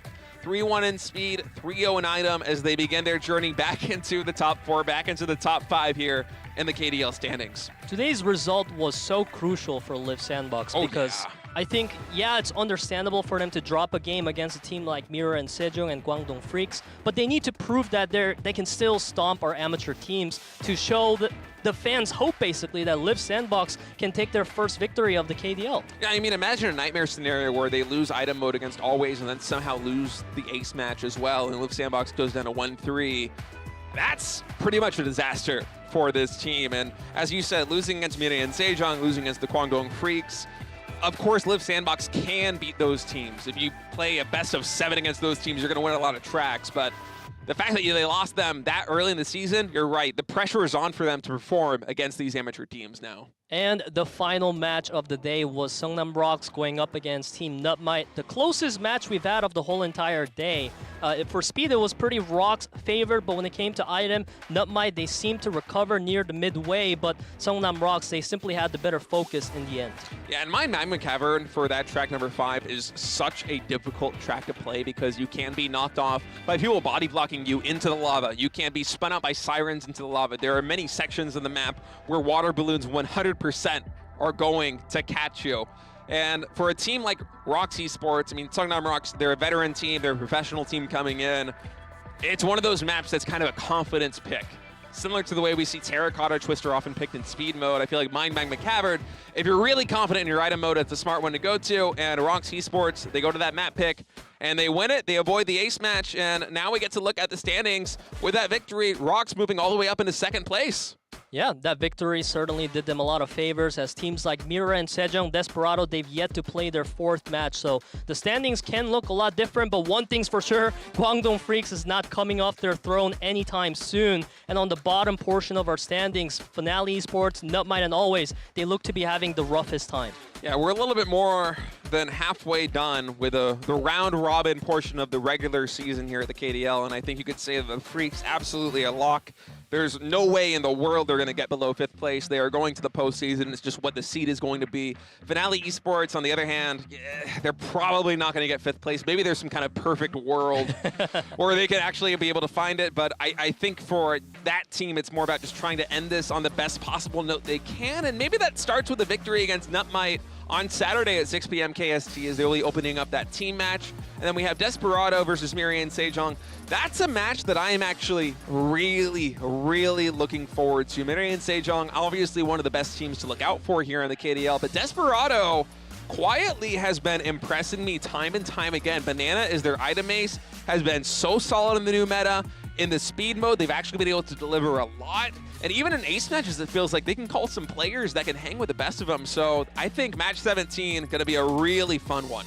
And of course, solo match is there to round out the day. It's going to be the Group D of round of 32, and we can see already so many great players in this group. Even Hojin near the end there really standing out as the Emperor of Kart Rider, as we like to refer to him. So it's going to be exciting to watch that one. Yeah, looking at that, I think Luning, Ding, Hyunsu, and Hojin are probably my favorites to advance, but given the new format for the round of 32, where we have 3 players going into the round of 16 and 2 players going into the redemption match, it's kind of a tricky one. I mean, Percent also very capable, and we also have some rookies coming in that are going to try and do their best to kind of change the expectations there in the solo match, but I mean, all 4 of those stars, they can't make it to the round of 16 right off the bat. Some of them are going to fall into the redemption match. Should be a really fun day. Yeah, honestly, that might be the highlight of the day for me as far as that day goes. But now, guys, we are ready to close off our day 6 of KDL. Be sure to tune in on Saturday for more KDL action.